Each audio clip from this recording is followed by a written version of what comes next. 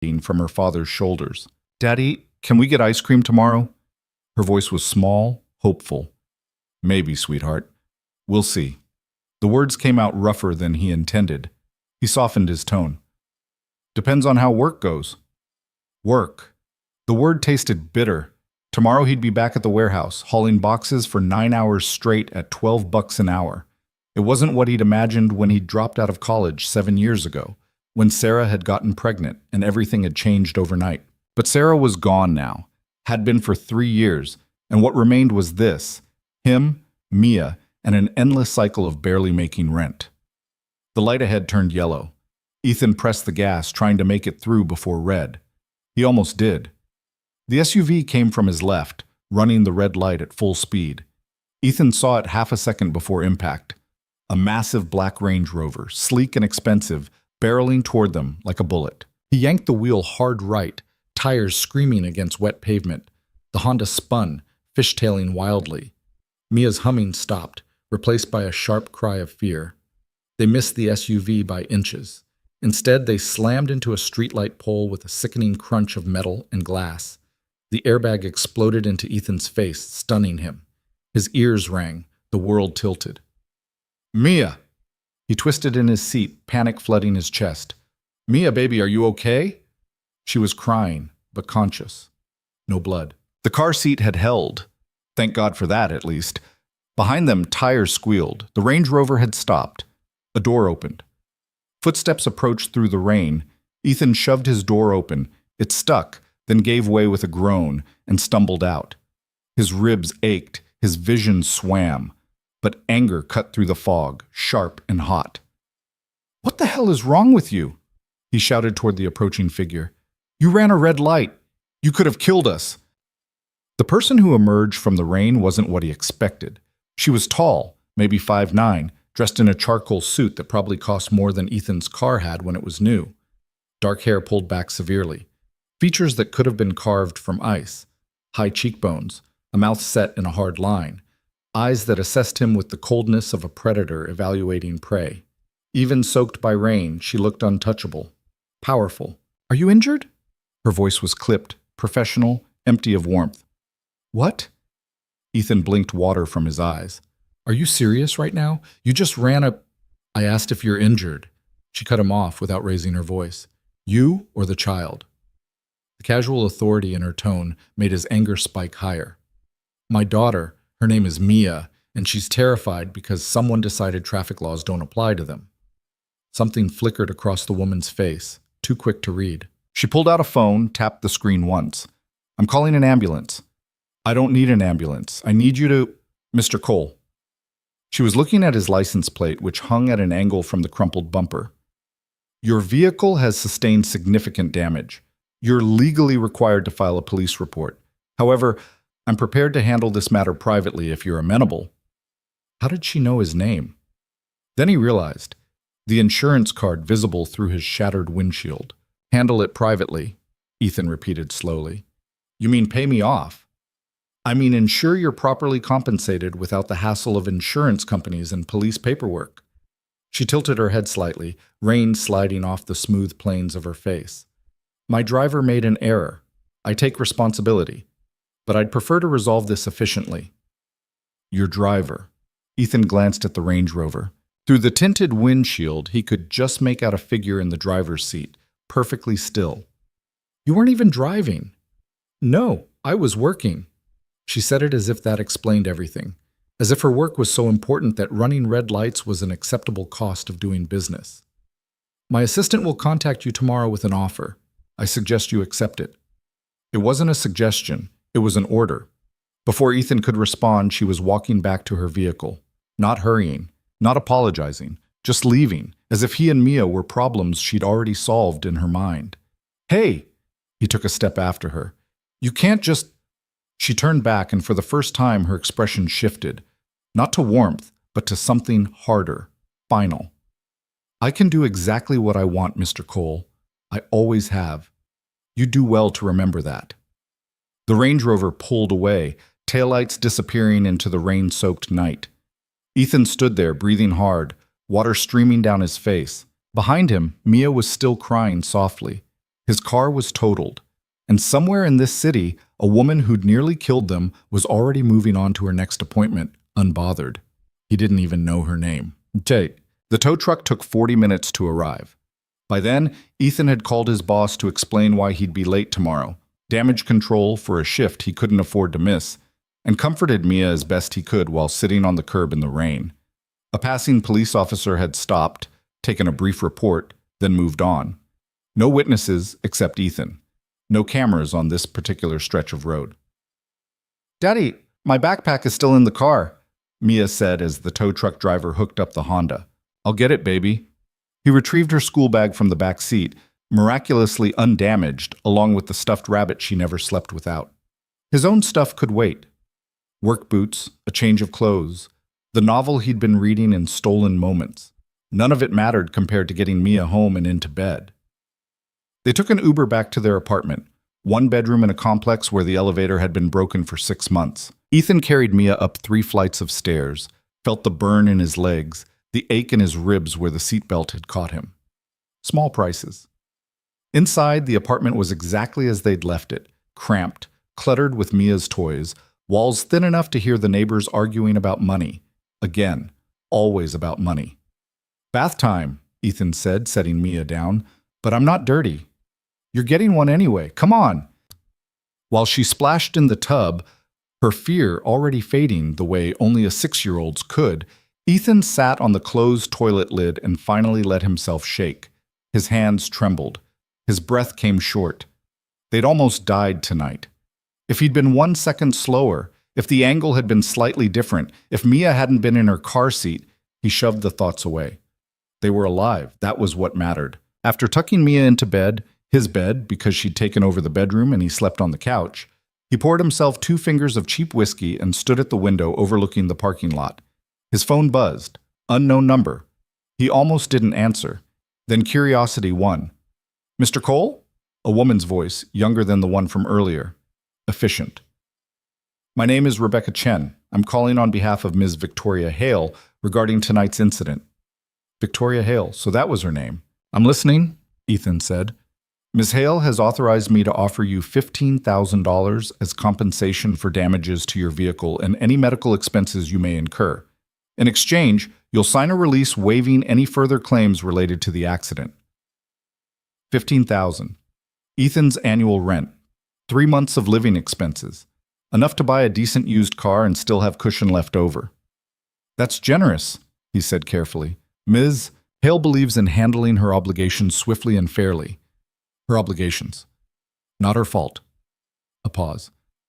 "I'm authorized to negotiate up to $20,000 if you find the initial offer insufficient." $20,000.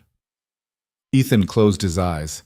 With that kind of money, he could breathe, could give Mia things she needed, new shoes that actually fit, the tutoring program her teacher had recommended, maybe even a weekend at the beach she'd been begging for. All he had to do was let Victoria Hale buy his silence.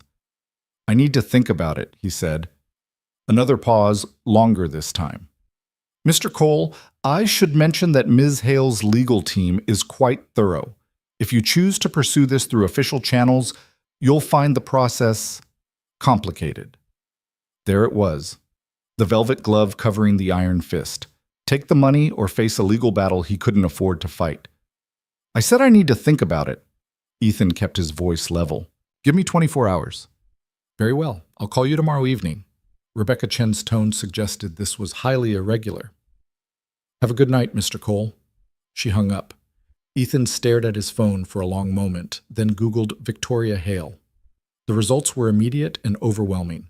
Victoria Hale, CEO of Hale Industries. Net worth estimated at $2.3 billion. Youngest woman to ever head a Fortune 500 company. Known for aggressive business tactics and a personal life kept completely private. The photos showed the same woman from tonight, always in severe suits, always alone, never smiling. Articles described her as brilliant, ruthless, untouchable. One headline caught his eye: "The Ice Queen of Wall Street, How Victoria Hale Built an Empire Without Breaking a Sweat." Ethan read the article. It painted a picture of someone who'd inherited a struggling manufacturing company from her father at age 25 and transformed it into a global conglomerate within 5 years. No scandals, success. And tonight, her driver had run a red light and nearly killed his daughter. He closed the browser and drained his whiskey. Tomorrow, he'd decide what to do. Tonight, he just needed to sleep. Sleep didn't come. Ethan lay on the couch, staring at the ceiling, listening to Mia's soft breathing from the bedroom. Every time he closed his eyes, he saw the Range Rover barreling toward them, felt the impact, heard Mia scream. At 3 a.m., he gave up and made coffee.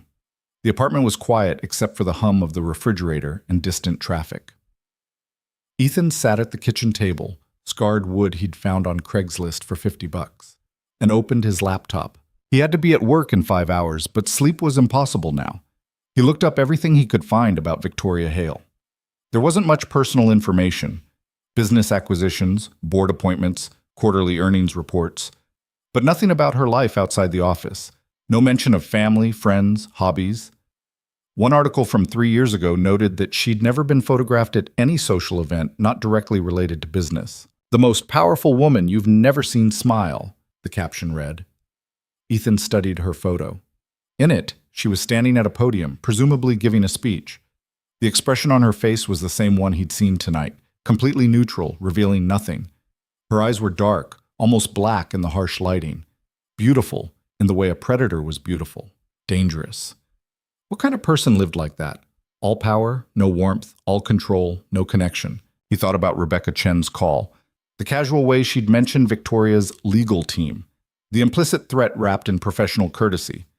People like Victoria Hale didn't play by the same rules as everyone else. They made their own rules. And people like Ethan, people who worked warehouse jobs and lived paycheck to paycheck, were just obstacles to be managed. His phone buzzed, a text from his boss. "Heard about the accident. Take the day if you need it. We'll manage." Ethan blinked at the screen. His boss had never offered him a day off before. Hell, the man had made him work through a fever last winter. Another text came through. Someone from Hale Industries called. Said you might need accommodation. Whatever you need, just let me know. Cold understanding settled in Ethan's gut. Victoria Hale wasn't just offering him money. She was managing him, making sure he had no reason to cause problems. His boss, his expenses, his entire life. She was smoothing it all over before he even had a chance to decide what he wanted. It should have made him angry. Instead, it made him curious.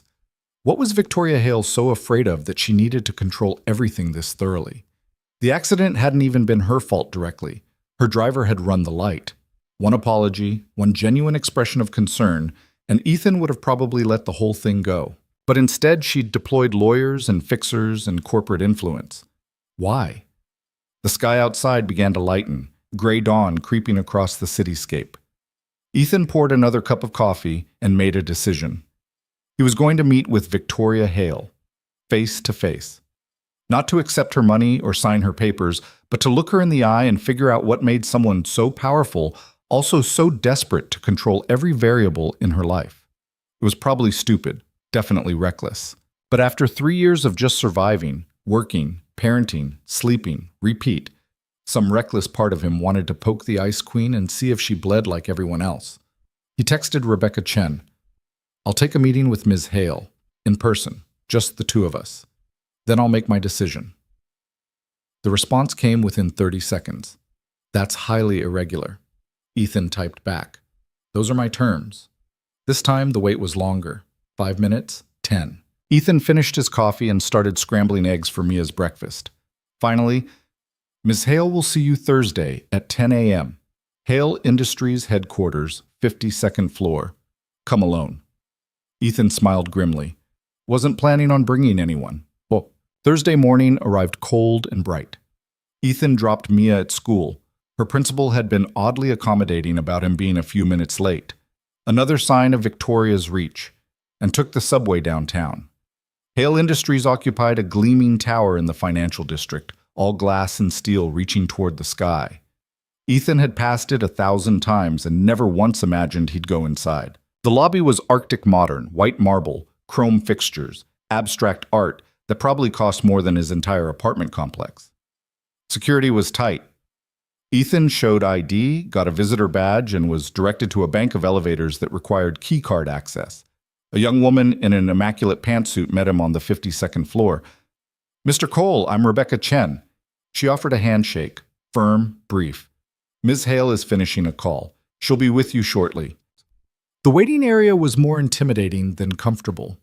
Floor-to-ceiling windows overlooked the city, leather furniture that looked expensive but uninviting. Magazines fanned across a glass table, all business publications, nothing personal. Ethan sat, waited. Rebecca worked at a nearby desk, typing with machine gun efficiency. She didn't look up once. After 15 minutes, a door opened. Mr. Cole? Victoria Hale stood in the doorway of what must be her office. Same severe suit, same expressionless face. But in the harsh light of day, without rain obscuring his vision, Ethan could see details he'd missed. The slight shadows under her eyes suggesting she slept as poorly as he did. The tension in her jaw, the way her fingers gripped the doorframe just a fraction too tight. She wasn't as untouchable as she wanted the world to believe. Miss Hale. He stood. This way. Her office was massive, bigger than his entire apartment. One wall was solid windows. Another held built-in shelves lined with books and awards. Her desk was minimalist, just a laptop and a single file folder. Victoria closed the door behind him. The click felt final. You wanted to meet in person, she said, moving behind her desk but not sitting. Why? No preamble, no small talk, straight to business. Ethan decided to match her directness. Because I want to understand why someone who could make this go away with a phone call is so determined to control how it goes away. Her expression didn't change, but something flickered in her eyes. I don't like loose ends. I'm not a loose end. I'm a person whose daughter almost died because your driver was careless. My driver was following my instructions to reach my next meeting quickly.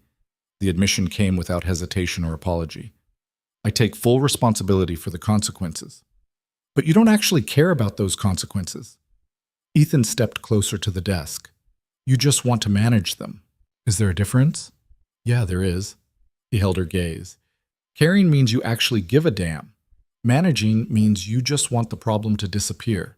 Victoria tilted her head slightly, studying him with those dark, unreadable eyes. You think I don't care? I think you don't let yourself care. The words surprised him even as he said them, but they felt true. I think you've built this whole fortress around yourself, and anything that threatens to breach it gets dealt with swiftly and efficiently, including me. Silence stretched between them. Then Victoria did something unexpected. She smiled.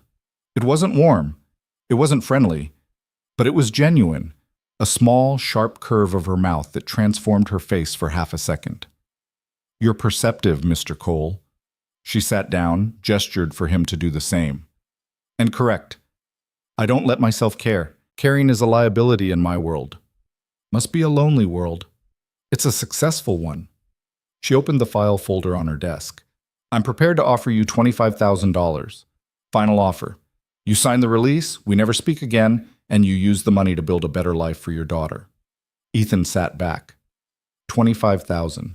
More than he'd make in a year at the warehouse. What if I said no? Victoria's eyes narrowed slightly. Then you'd be making a mistake. Maybe. He shrugged. But it'd be my mistake to make. You have a daughter to think about. I know. That's why I came here. I don't understand. Ethan leaned forward. Ms. Hale, you nearly killed us. Not on purpose, but you did. And instead of apologizing, instead of showing even a shred of human decency, you sent lawyers and money and corporate muscle. You tried to bury it before I even had time to process what happened. That's how things work, Mr. Cole. That's how things work in your world, not mine. He held her gaze. In my world, when you hurt someone, you acknowledge it. You make it right, not with money, with actual human connection. Victoria stared at him. For a long moment, neither of them spoke. Then she said, very quietly, I don't know how to do that. The admission hung in the air between them. Ethan felt something shift, a crack in the Ice Queen's armor, tiny but real. I think you do, he said. I think you just haven't let yourself in a very long time. Victoria stood abruptly, walked to the window, stood with her back to him, silhouetted against the city skyline. I was 19 when my father died, she said. He left me a company on the verge of bankruptcy and a board full of men who thought I was a child playing dress-up. I had two choices: crumble or become someone they couldn't dismiss. So you became this? Yes. She didn't turn around. I learned very quickly that vulnerability is weakness, that caring about what people think, what they feel, what they need, it just gives them leverage over you. That's not living, that's surviving. Survival is all that matters. No, Ethan said firmly, it's not. Victoria turned. Her expression was still controlled, but something raw flickered beneath it. You don't understand what it's like. The constant pressure, the scrutiny. One mistake, one moment of weakness, and everything I've built collapses. I understand pressure. Ethan stood. I'm a single dad working a job that barely pays rent, raising a daughter who deserves better than what I can give her. Every day is a tightrope walk. But you know what? I still let myself care. I still let myself be human. Because that's what Mia needs from me. Not a perfect father, but a real one. Victoria looked away. Your daughter is lucky, she said softly. She deserves better than luck. She deserves someone who shows up. He paused. So here's what I want, Ms. Hale. Not your money, not your lawyers.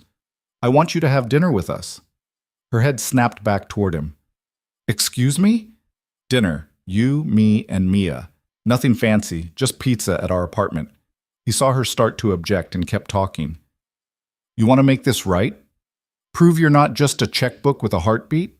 Then show up. Be a person. Let my daughter see that the woman who scared her isn't a monster. Victoria stared at him like he'd suggested she fly to the moon. That's insane. Probably. Ethan picked up his jacket. But it's the only thing I want. Have dinner with us, look Mia in the eye, and show her even a fraction of the humanity you just showed me. Do that, and I'll sign whatever you want. He walked to the door. Mr. Cole. He paused, looked back. Victoria was still standing by the window, but her posture had changed, less rigid, more uncertain. Why does this matter to you? Ethan considered the question. Because I think you're drowning and you don't even know it. And because my daughter asked me this morning if the scary lady from the accident was sorry. I didn't know what to tell her. What did you say? I said I'd find out. He left before she could respond. Bumped. Ethan didn't expect Victoria to actually show up. He told himself that as he spent Friday cleaning the apartment, scrubbing the bathroom, organizing Mia's toys, trying to make their cramped space presentable. He told himself that as he ordered pizza for Friday night, choosing the nicer place instead of the cheap chain. He told himself that as he explained to Mia that they might have a visitor. The lady from the crash? Mia's eyes went wide. Maybe. She might not come. Why would she come here? Good question. Ethan crouched down to Mia's level. Because sometimes people make mistakes, and when they do, it's important to face them instead of hiding. Is she going to say sorry? I don't know, baby, but if she comes, I want you to be polite, okay? Mia nodded seriously. Okay, Daddy. 6 o'clock came and went. No Victoria. 6:30. Nothing. By 7, Ethan was ready to admit he'd been an idiot. Of course she wasn't coming. She was probably in her tower right now, laughing at the absurdity of his request with Rebecca Chen and her entire legal team. The pizza was getting cold. Mia kept glancing at the door. Can we eat, Daddy? Yeah, sweetheart, let's... The doorbell rang. Ethan froze. Mia jumped off the couch and ran to the door before he could stop her.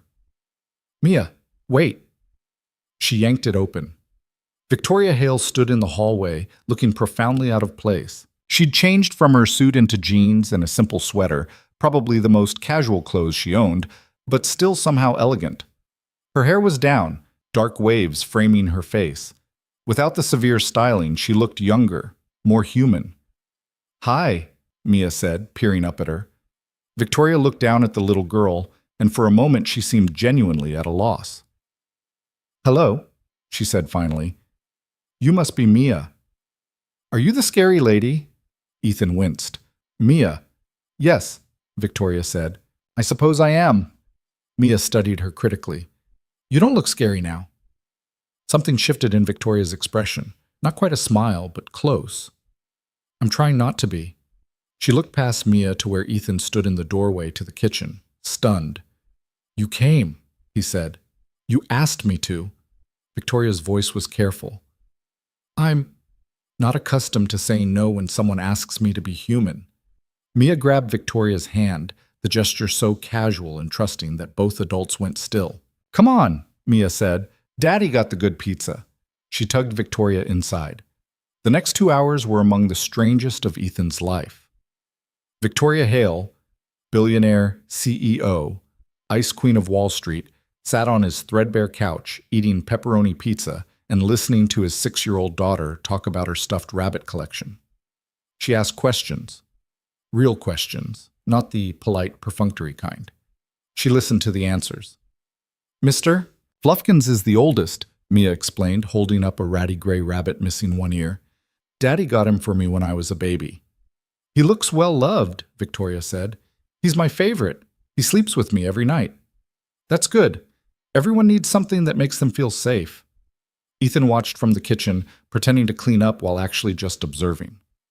This wasn't the same woman who'd stood in his headlights 4 days ago, cold and untouchable. This version asked Mia about her favorite color, her best friend at school, her drawings taped to the refrigerator.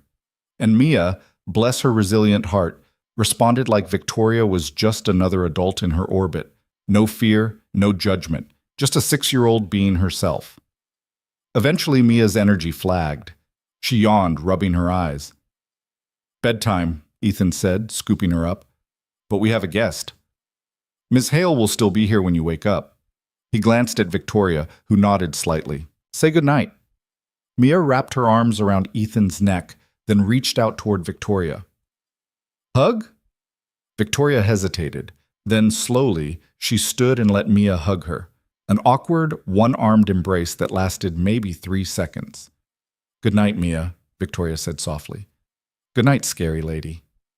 "Victoria, you can call me Victoria." Mia grinned. "Good night, Victoria." After tucking Mia in, 2 stories and 3 songs later, Ethan returned to find Victoria still on the couch. But her posture had changed. She looked tired. The mask had slipped. "I can't remember the last time I had pizza," she said. Ethan sat in the armchair across from her. "How is that possible?" "I have a private chef. He prepares nutritionally balanced meals according to my schedule." "That sounds awful," Victoria's mouth quirked. "It's efficient." "There's more to life than efficiency." "Is there?" She looked around the apartment, at the toys scattered despite his cleaning efforts, at the water stain on the ceiling Ethan couldn't afford to fix, at the mismatched furniture. "You live in a space smaller than my closet. You work a job that barely covers expenses. You have no time, no resources, no safety net. What's the more you're referring to?" "Her." Ethan nodded toward the bedroom. "Mia, she's the more." Victoria was quiet for a long moment. "I don't have that," she said finally. "I don't have anyone. By choice. By necessity." She stood, walked to the window overlooking the parking lot. "When you have what I have, people want things from you. They see dollar signs, opportunities, leverage. No one sees you." "I see you." She turned, something vulnerable flickering across her face. "You don't know me. I know you showed up tonight when you could have sent another check." Ethan stood, moved closer. "I know you asked my daughter about her stuffed rabbits like it mattered. I know you're lonely even if you won't admit it." "Don't," Victoria's voice hardened. "Don't psychoanalyze me, Mr. Cole." "Ethan. My name is Ethan." "Fine. Ethan." She crossed her arms. "Don't mistake one dinner for understanding. You have no idea what my life is like." "Then tell me." "Why would I do that?" "Because." Ethan held her gaze. "I think you came here for more than just appeasing a potential lawsuit. I think you came because when I asked you to be human, some part of you remembered how." Victoria stared at him. Her jaw worked, her hands clenched at her sides. Then quietly, "I don't know how to do this." "Do what?" "This. Connection. Letting someone see me without armor." She looked away. "It's been so long, I'm not sure I remember how." Ethan took a careful step closer. "Start small. Tell me one true thing." "One true thing?" "Yeah, something real. Something you don't say in boardrooms or interviews. Victoria was silent. Then, I'm terrified every single day that I'll fail, that everything I've built will collapse, and I'll prove every doubter right. I wake up at 4 a.m. with panic attacks I can't control, and I bury them under work because it's the only thing I know how to do. The words hung between them, raw and honest. Ethan exhaled slowly. Thank you. For what? For trusting me with that. Victoria laughed, a brittle, humorless sound. I just admitted weakness to a man who has every reason to use it against me. I'm not going to use it against you. Ethan moved closer still until they were standing just a few feet apart. I'm not one of your corporate rivals, Victoria. I'm just someone who sees you struggling and wants to help. Why? Her voice cracked slightly. Why would you want to help me? I nearly killed your daughter. Your driver nearly killed my daughter. You just made a mistake. He paused. And I think underneath all that ice, you're just a person who's forgotten she's allowed to make mistakes. Victoria closed her eyes. When she opened them again, they were bright with unshed tears. I can't afford mistakes, she whispered. Everyone makes mistakes. It's what makes us human. I don't have the luxury of being human. Ethan reached out slowly, giving her time to pull away. When she didn't, he took her hand. Her fingers were cold, trembling slightly. Yes, he said firmly. You do. For a moment, Victoria just stood there, hand in his, breathing like she'd run a marathon. Then she pulled away. I should go. Her voice was unsteady. I shouldn't have come. Don't. Ethan caught her wrist gently. Don't run just because you felt something real. I don't run. Then stay, just for a few more minutes. Victoria looked at his hand on her wrist, then at his face. Whatever she saw there made her decision. She stayed. They talked until midnight, about everything and nothing. Victoria told him about her father, about inheriting an empire she hadn't asked for. Ethan told her about Sarah, about becoming a single parent at 25. They traded stories like currency, each revelation building trust. And when Victoria finally left, standing at the door with her coat on and her walls partially rebuilt, she turned back. Thank you, she said, for seeing me. Thank you for letting me. She nodded once, then left. Ethan closed the door and leaned against it, his mind racing. He'd just spent an evening with one of the most powerful women in the world, and somehow, impossibly, she'd felt like just a person. Lonely, scared, human. He had no idea what happened next, but for the first time in 3 years, he felt something other than exhaustion.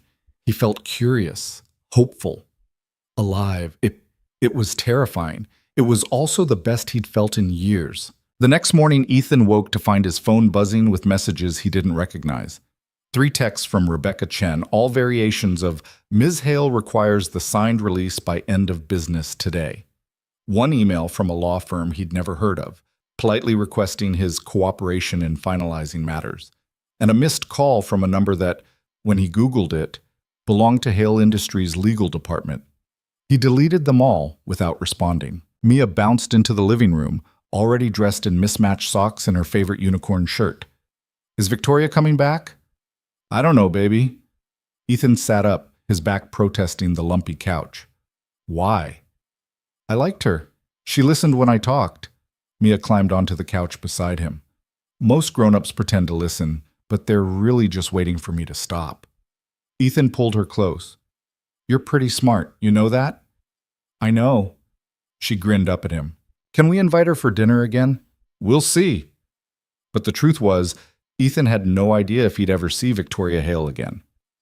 Last night had felt like stepping into an alternate universe, one where billionaires ate pizza in rundown apartments and admitted their fears to strangers. In the harsh light of Saturday morning, it seemed almost imaginary. His phone buzzed again. Another unknown number. Against his better judgment, he answered. Mr. Cole, Victoria's voice clipped and professional. Back to business. I need to see you. Good morning to you too. A pause. Good morning, I need to see you, today. I have Mia. Bring her. Another pause, longer this time. Please. The please did it. Ethan closed his eyes, already knowing he was making a mistake. Where? My home. I'll send a car at 2. Victoria, please, Ethan, I wouldn't ask if it wasn't important. She hung up before he could argue. At exactly 2 o'clock, a black town car pulled up outside their building. Not the Range Rover, something more subtle. The driver, a woman in her 50s with kind eyes, introduced herself as Marie. Ms. Hale asked me to drive you, she said, opening the rear door. She also asked me to make sure you know you're not obligated to come, that this is entirely your choice. Ethan looked at Mia, who was already climbing into the car with the fearlessness of childhood. What do you think? He asked Marie quietly. Should I trust her? Marie considered the question seriously. I've worked for Ms. Hale for 8 years. She's difficult, demanding, and often impossible. But she's also fair and she keeps her word. If she says something is important, it is. That's not exactly a ringing endorsement. No, Marie agreed, but it's honest. Fair enough. The drive took 40 minutes, leaving the city behind for winding roads that climbed into hills Ethan had only seen from a distance. The houses grew larger, farther apart, hidden behind gates and hedges. Old money, the kind that didn't advertise itself. Victoria's estate sat at the end of a private drive surrounded by manicured grounds that probably required a full-time staff. The house itself was modern, all glass and clean lines, but somehow cold despite its beauty. Like everything about Victoria, it was impressive and isolating in equal measure. Marie pulled up to the front entrance.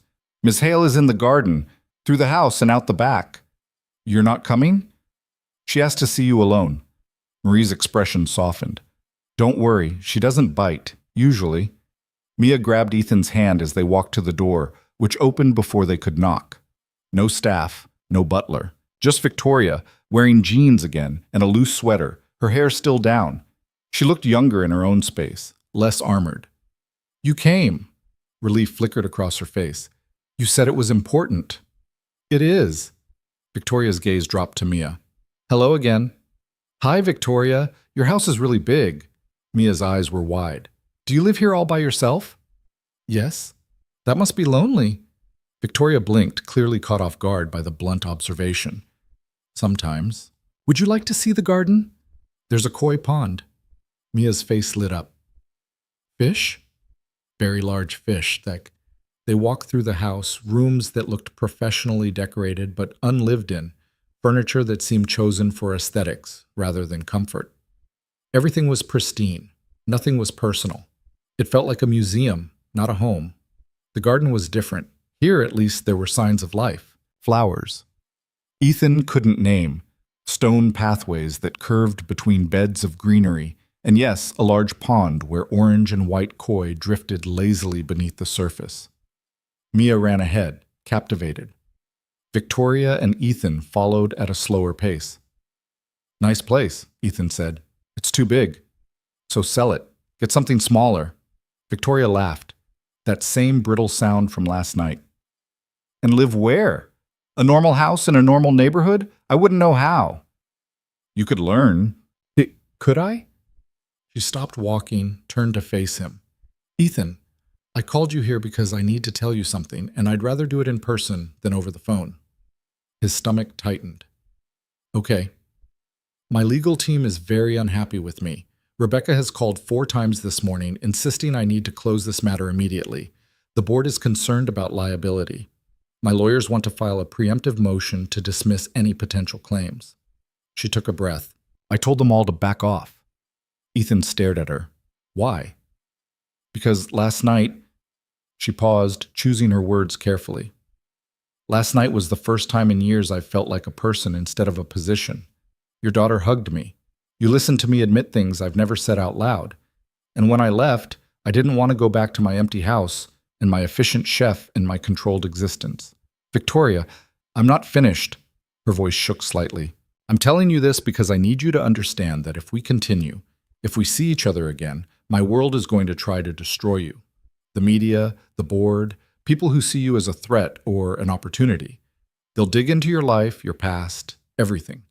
And I can protect you from some of it, but not all. Continue, Ethan repeated. Continue what exactly? Victoria met his eyes. I don't know. But I'd like to find out. The words hung between them. By the pond, Mia laughed at something, her voice bright and clear. You want to what? Date?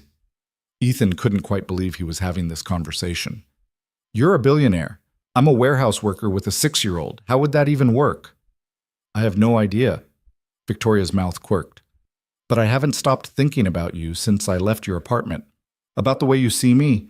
About how I felt sitting on your terrible couch eating pizza. She stepped closer. I want more of that. More of feeling human. Ethan should have said no. Should have recognized the massive red flags waving in his face, but something in her voice, the vulnerability, the hope, made him hesitate. This is crazy, he said. Probably. It won't work. Probably not. My life is complicated enough without adding a billionaire to it. I know. Victoria reached out slowly, took his hand. Her fingers were still cold. But you make me feel something other than afraid. That's worth the complication. Ethan looked at her, really looked, saw the loneliness etched in the lines around her eyes, the tension she carried in her shoulders, the desperate hope she was trying to hide. She wasn't the ice queen from the headlines. She was just someone who'd forgotten how to let people in. He recognized that. He'd been there himself after Sarah left. One condition, he said. What? No more lawyers. No more fixers or handlers or corporate management. If we do this, we do it as people, not as a liability to manage. Victoria hesitated, then nodded. Agreed. And you have to actually show up, not send assistance or money or excuses. You. Agreed. And if it gets too complicated, if my daughter gets hurt by this in any way, I walk. No questions, no negotiations. Understood. Victoria squeezed his hand. Anything else? Ethan thought about it. Yeah, smile more. You have a nice smile. She did smile then, small and uncertain, but real. I'll try. They stood there, hands linked, while Mia played by the pond and the afternoon sun filtered through the trees. It felt surreal, impossible. And yet, for the first time since Sarah had walked out, Ethan felt like maybe, just maybe, he could open that locked part of himself again. Daddy, Mia came running over. Victoria says I can feed the fish, can I? If Victoria says it's okay, it's okay. Victoria released his hand, walked with Mia back to the pond. She produced a small container of fish food from somewhere, showed Mia how to toss it so the koi would surface. Their heads bent together, dark and light, as they watched the fish swarm. Ethan's phone buzzed. A text from an unknown number. Mr. Cole, this is James Rutherford, counsel for Hale Industries. We need to discuss Ms. Hale's recent decisions regarding your matter. Please call at your earliest convenience. He deleted it without responding. Over the next 2 weeks, Ethan fell into a routine he never could have imagined. Victoria came to dinner twice more, always bringing something Mia would like, always staying later than she probably should. They talked about everything except the enormous gulf between their lives. Ethan told her about the warehouse, about the petty politics and the aching monotony. Victoria told him about board meetings that felt like warfare, about decisions that affected thousands of jobs, about the weight of responsibility that never lifted. Do you ever just want to walk away? Ethan asked one night after Mia had gone to bed. They were sitting on his couch, closer than they'd been before. Victoria had her shoes off, her hair messy from Mia's insistence on braiding it. She looked almost normal. Every day, she admitted. But then I remember my father, how he built this company from nothing, how he trusted me to carry it forward. That's a lot of pressure. It's crushing. She turned to look at him. But when I'm here with you, I forget about it for a while. That's dangerous. Why dangerous? Because I could get used to it, to feeling like this. Ethan reached over, tucked a strand of hair behind her ear. Would that be so bad? Victoria leaned into the touch, her eyes closing briefly. It would be terrifying. Most good things are. She opened her eyes, and the look in them made Ethan's breath catch. Vulnerability and desire and fear all mixed together. Ethan, he kissed her before she could finish. It was impulsive, probably stupid, but her lips were soft and she made a small sound of surprise that became something else. Her hand came up to his jaw, holding him there, and for a moment the world narrowed to just this, her mouth on his, the rapid beat of her heart against his chest, the way she trembled slightly, like she'd forgotten how to be touched. When they broke apart, both breathing hard, Victoria looked shaken. "I should go," she whispered. "Stay. I can't. If I stay—" She pulled back, stood up. "I need to go slow. I don't know how to do this, and I don't want to ruin it by moving too fast." Ethan stood as well. "Okay. Slow." She nodded, grabbed her jacket. At the door, she turned back. "Same time Thursday? I'll make sure Mia doesn't eat all the garlic bread first." Victoria smiled, a real one, bright and unguarded. "Deal." After she left, Ethan sat back down on the couch and put his head in his hands. He was falling for a woman who lived in a different universe. A woman whose smallest decision could affect the economy. A woman who probably had 1,000 people trying to manage every aspect of her life. This was going to end badly. He knew it. But he also knew he wasn't going to stop. The crash came on a Wednesday. Ethan was at work halfway through his shift when his phone started buzzing nonstop. Text after text from numbers he didn't know. Missed calls. Voicemails that filled his inbox faster than he could clear them. On his lunch break, he finally checked. The first message was from his boss. "Need to see you in my office. Now." His stomach dropped. The second was from Mia's school. "Mr. Cole, please call us regarding an incident with Mia." The third was a news alert. Hale Industries CEO spotted with mystery man. Who is Victoria Hale's secret boyfriend? Ethan's hands went numb. He clicked the link. The article was from a gossip site, but it had already been picked up by legitimate news outlets. Photos of him and Victoria, leaving his apartment building, her hand on his arm, getting into her car outside his building, walking in her garden while Mia played nearby. The headlines were brutal, from rags to riches. Victoria Hale's surprising new romance. Ice Queen melts for single dad. Is Ethan Cole a gold digger or the real thing? And underneath, in the comments, thousands of people speculating, judging, tearing him apart, calling him opportunistic, a con artist, accusing him of using his daughter as bait to trap a billionaire. His phone rang. "Victoria." "Don't read the articles," she said immediately. "Too late." "Ethan, I'm so sorry. I don't know how they found out. Someone must have been watching my house or—" "Your house has security. Gates. How did photographers get close enough for these shots?" Silence. "Victoria, how did they get these photos?" "I don't know." But her voice was tight. "I'm looking into it." "Looking into it?" Ethan laughed bitterly. "Someone sold us out. Someone in your world decided this was worth money or leverage or whatever the hell motivates people like that. I'll fix this." "How?" "The photos are already out. The story is spreading. I have 12 missed calls from reporters wanting comments." He lowered his voice, aware of co-workers watching. "Mia's school called. Apparently some parents recognized me from the photos and are asking questions. I'll send someone to—" "Don't." Ethan's voice was sharp. "Don't send handlers or lawyers or fixers. That's exactly what they expect. That's exactly what proves their point." "Then what do you want me to do?" "I don't know." He scrubbed a hand over his face. "I need to think. I need to pick up Mia and make sure she's okay. I'll call you later." "Ethan?" He hung up. The rest of the day was a blur. His boss called him into the office, asked uncomfortable questions about whether Ethan's personal situation would affect his work. The subtext was clear. Don't bring drama here. Mia's principal was more sympathetic but equally concerned. Other parents had been talking, making assumptions. It might be best if Ethan came to pick her up directly from the classroom for a while, avoiding the pickup line where gossip spread like wildfire. By the time he got Mia home, Ethan felt like he'd been through a war. "Daddy, why were people asking about you today?" Mia asked as he made her dinner. "What people, baby?" "Mrs. Henderson. She asked if I was okay, and Tommy's mom asked me if we were moving into a big house." Mia frowned. "Are we moving?" No, we're not moving." "Then why did she ask?" Ethan crouched down to her level. "Some people took pictures of me and Victoria, and now other people are talking about it. But it doesn't change anything, okay? We're staying right here." "Are you and Victoria boyfriend and girlfriend?"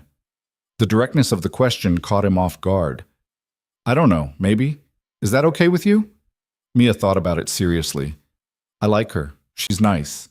And she listens. Yeah, she does. But she makes you worried. Mia touched his face. You get lines here when you're worried.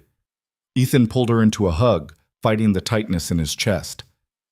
I'll be okay, sweetheart. I promise. But he wasn't sure that was true. That night, after Mia was asleep, Ethan sat at his laptop and read everything he could find about himself. The articles ranged from mildly invasive to absolutely brutal. His address was public now. His employment history. Sarah's abandonment, dug up from old social media posts and presented as evidence of his instability. One article even speculated that he was an unfit father using his daughter to manipulate a lonely billionaire. The rage that filled him was white-hot and useless. These people didn't know him, didn't know Mia, didn't know anything except what made a good story. His phone rang again. Victoria, for the 5th time. This time, he answered. I'm coming over, she said before he could speak. Victoria, it's 11 at night. I don't care, we need to talk, and I'm not doing it over the phone. The press might be watching my building. Let them watch. Her voice was steel. I'll be there in 20 minutes. She hung up. Ethan stood at the window watching the parking lot. True to her word, exactly 20 minutes later, a black SUV pulled in. Victoria got out alone, no driver this time. She was wearing sweatpants and a hoodie, her hair pulled back in a messy ponytail. Even dressed down, she moved with purpose, ignoring the few people milling around as she headed for his building. Ethan met her at the door. Hi, she said. Hi. They stood there for a moment just looking at each other. Then Victoria stepped forward and wrapped her arms around him, a tight, desperate embrace that spoke of fear and apology and determination all at once. Ethan held her, feeling the tension in her frame, the rapid beat of her heart. I'm sorry, she whispered into his shoulder. I'm so sorry. I should have known this would happen, should have protected you better. You can't control everything. I should have controlled this. She pulled back, her eyes bright with unshed tears. This is my fault, my world, my inability to keep anything private. It takes 2 people to have a relationship, Victoria. This isn't just on you. But the consequences are. She moved past him into the apartment, pacing like a caged animal. Your job is threatened. Mia is being questioned at school. Strangers are commenting on your life, your choices, your worth as a father. All because you kissed me. I don't regret that. You should. Victoria stopped pacing, turned to face him. Ethan, this is only going to get worse. The press will dig deeper. My enemies, and I have many, will use you to get to me. They'll try to paint you as a con artist or me as a fool. They'll make both our lives hell. So what are you saying? I'm saying, her voice broke. I'm saying maybe this was a mistake. Maybe I should have stayed away. Maybe you'd be better off if... Don't. Ethan crossed the room, grabbed her hands. Don't you dare suggest walking away because things got hard. That's the old Victoria talking, the one who controlled everything by refusing to feel anything. The old Victoria knew what she was doing. The old Victoria was miserable and alone. At least she didn't drag anyone else down with her. Ethan pulled her closer, made her look at him. I'm a grown man, Victoria. I knew what I was getting into when I kissed you. Maybe not the specifics, but I knew your life was complicated. I chose this anyway. Why? The question came out raw. Why would you choose this? You could have taken the money and disappeared, could have protected yourself and Mia. Instead, you invited me into your life, and now you're paying the price.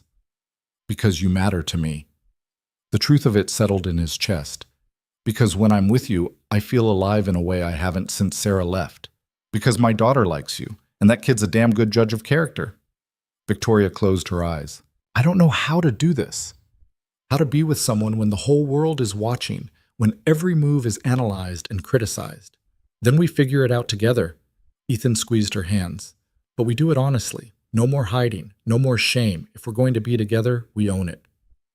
That's what scares me. She opened her eyes. If I own it, if I stand up and say you matter to me, then they can use you against me forever. Every board meeting, every negotiation, every decision. They'll wonder if I'm compromised, if I'm weak. Are you? When it comes to you? She laughed shakily. Absolutely. Ethan kissed her then, softer than before, but no less intense. She melted into him, her hands gripping his shirt like he was the only solid thing in a tilting world. When they broke apart, he rested his forehead against hers. We're going to get through this. How can you be sure? Because I've survived worse with less, and because I think you're stronger than you give yourself credit for. Victoria let out a shaky breath. I need to make a statement. Tomorrow. Acknowledging our relationship. It's the only way to control the narrative. Will that help? Probably not, but it's honest. She stepped back, wiped her eyes. And you're right. No more hiding. What will you say? The truth. That I'm seeing someone. That it's private. That anyone who has a problem with it can schedule a meeting with my attorney. Despite everything, Ethan smiled. That's very you. I'm a work in progress. She glanced toward the bedroom where Mia slept. How is she really, with all this? Resilient, confused, worried about me. He sighed. She asked if we were boyfriend and girlfriend. What did you tell her? That I didn't know. That maybe. He looked at Victoria. What are we exactly? Victoria considered the question. I don't know what to call it, but I know I don't want to lose it. Then don't. She nodded slowly. I should go. Let you sleep. Victoria. He caught her hand as she moved toward the door. Thank you for coming, for not running. I'm terrified, she admitted, but I'm here. That's enough. After she left, Ethan stood at the window and watched her SUV disappear into the night. His phone was still buzzing with messages he wouldn't answer. Tomorrow would bring new headlines, new judgments, new complications. But for now, in the quiet of his apartment with his daughter sleeping safely in the next room, he allowed himself to feel something dangerous. Hope. The statement went live at 9 the next morning. Victoria's PR team had crafted something clinical and brief, but she'd rewritten it herself in the car on the way to the office. What emerged was something closer to human. I am currently in a relationship with Ethan Cole. This is a private matter, and I will not be discussing details publicly. Mr. Cole is a good man and a devoted father. Anyone attempting to use this relationship for leverage or gossip will find themselves facing both legal action and my personal attention. That's all I'll say on the subject. The media went insane. Ethan watched it unfold from his couch, Mia at school, his phone a landmine of notifications he'd stopped checking. News outlets dissected every word. Financial analysts questioned whether Victoria's judgment was compromised. Think pieces sprouted like weeds asking whether billionaires should date regular people, or if this was a publicity stunt. His phone rang. Not Victoria this time, his mother. Ethan Michael Cole, what the hell is going on? He winced. She only used his full name when she was either furious or terrified. Hi, Mom. Don't hi, Mom, me. I just saw you on the news. With a billionaire. A billionaire, Ethan. It's complicated. Is it serious? He thought about Victoria's hands trembling in his last night, the fear in her eyes mixed with determination. Yeah, I think it is. His mother was quiet for a long moment. Does she treat you well? Better than I probably deserve. And Mia? How does she feel about this woman? Mia adores her. Another pause. Then I trust your judgment. But Ethan, be careful. People with that kind of money and power, they live in a different world. I know. Do you? Because from where I'm sitting, you're walking into a fire with your eyes open. Maybe. Ethan rubbed his temples. But I can't just walk away because it's hard. I'm not asking you to walk away. I'm asking you to protect yourself. And my granddaughter. I am. I promise. After he hung up, Ethan sat in the silence of his apartment and wondered if that promise was one he could actually keep. The first brick through his window came that afternoon. Ethan was picking Mia up from school, directly from her classroom, as the principal had suggested, when his neighbor called. Mrs. Chen from 3B, 80 years old and fiercely protective of the building's residents. Someone threw something through your window, she said without preamble. I called the police. They're here now. Ethan's blood went cold. Is anyone hurt? No, but there's glass everywhere. And a note. What kind of note? You should come see for yourself. He made it back to the apartment in record time, Mia's hand tight in his. Two patrol officers stood in the hallway outside his door, taking Mrs. Chen's statement. Inside, his living room window was shattered, glass scattered across the floor and couch. And in the middle of it all, wrapped around the brick, was a piece of paper with 3 words scrawled in marker: gold-digging trash. One of the officers, a young woman with tired eyes, approached him.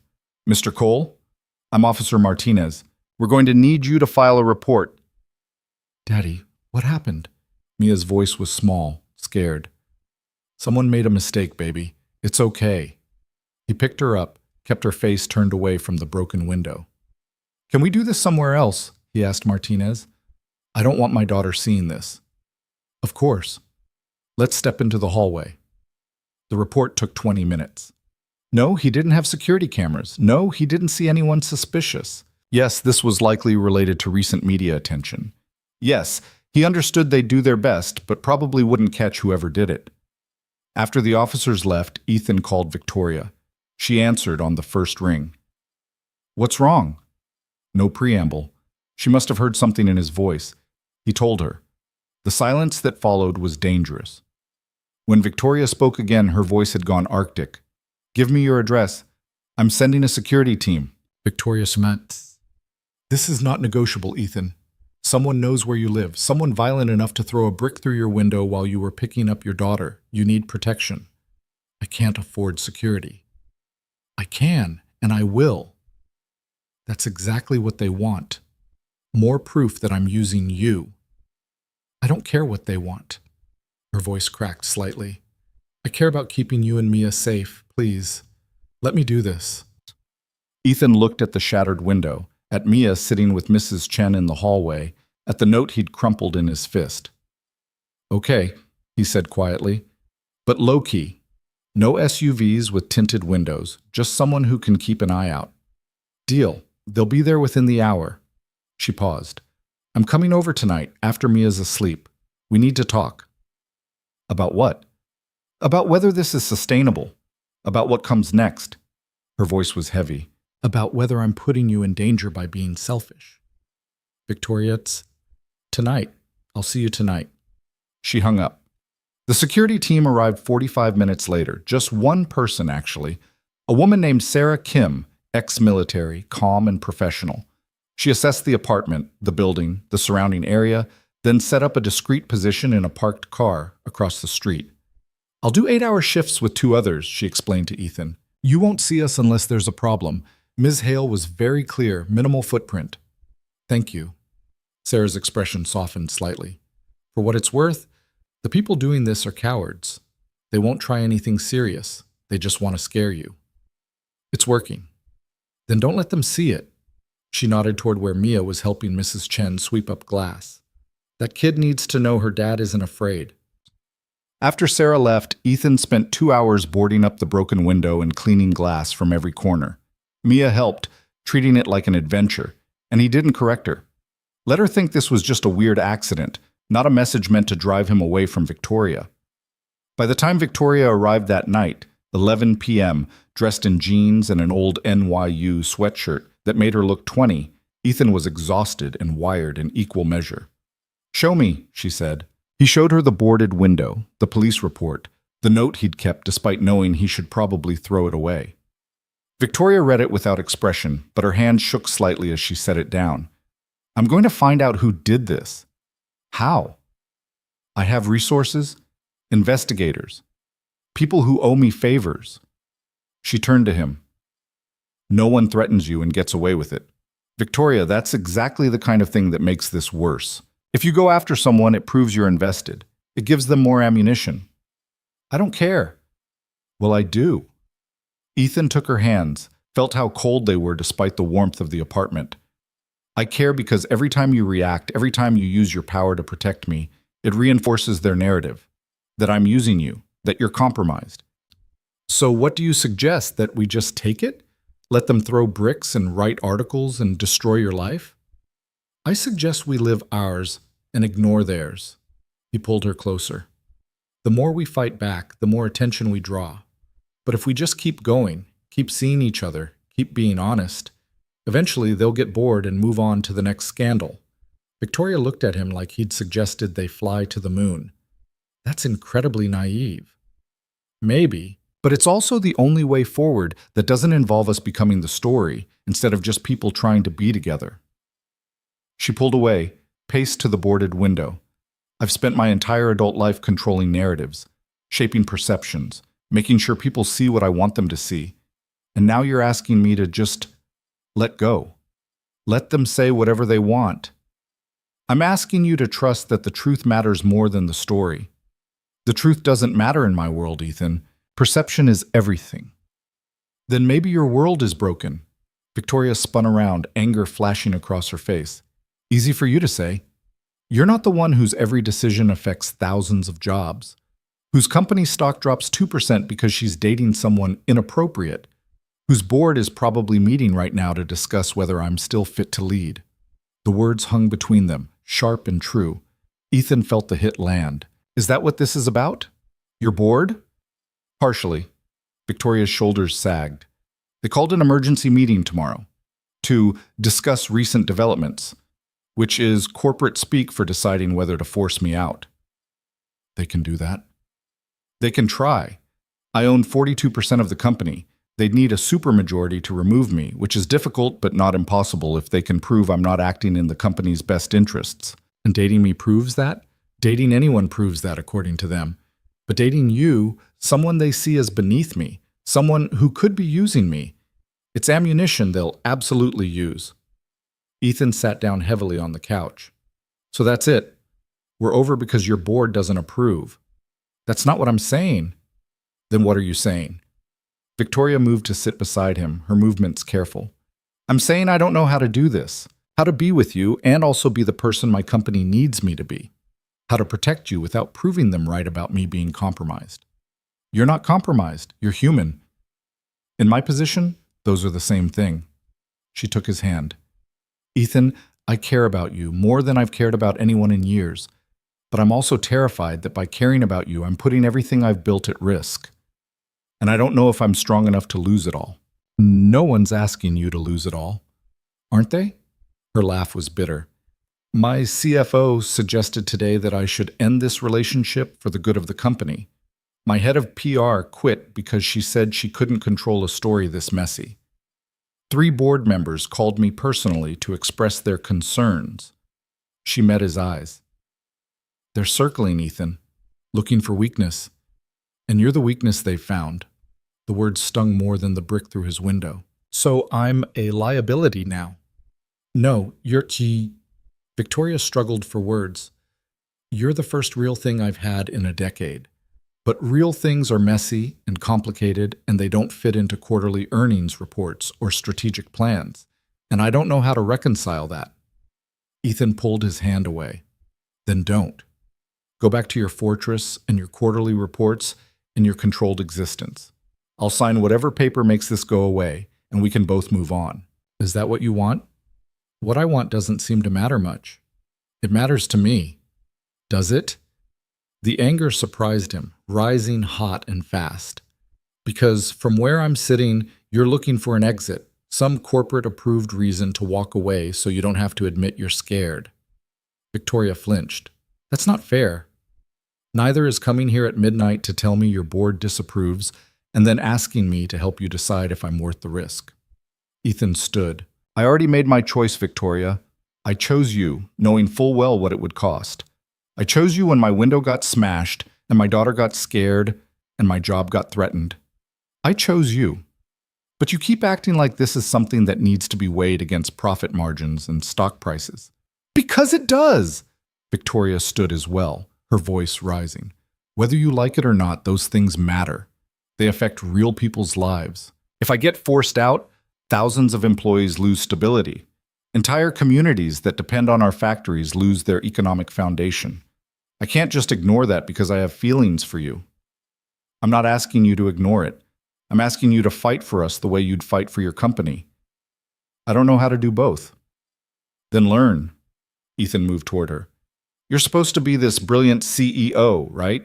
This master strategist. Figure it out. Find a way to be with me and run your company. Or admit you're not as smart as everyone thinks you are. It was a low blow, and he knew it. Victoria's eyes flashed with hurt and anger. You don't understand the pressure I'm under? You're right, I don't. I'm just a warehouse worker who can barely make rent. What would I know about pressure? His voice dripped with sarcasm.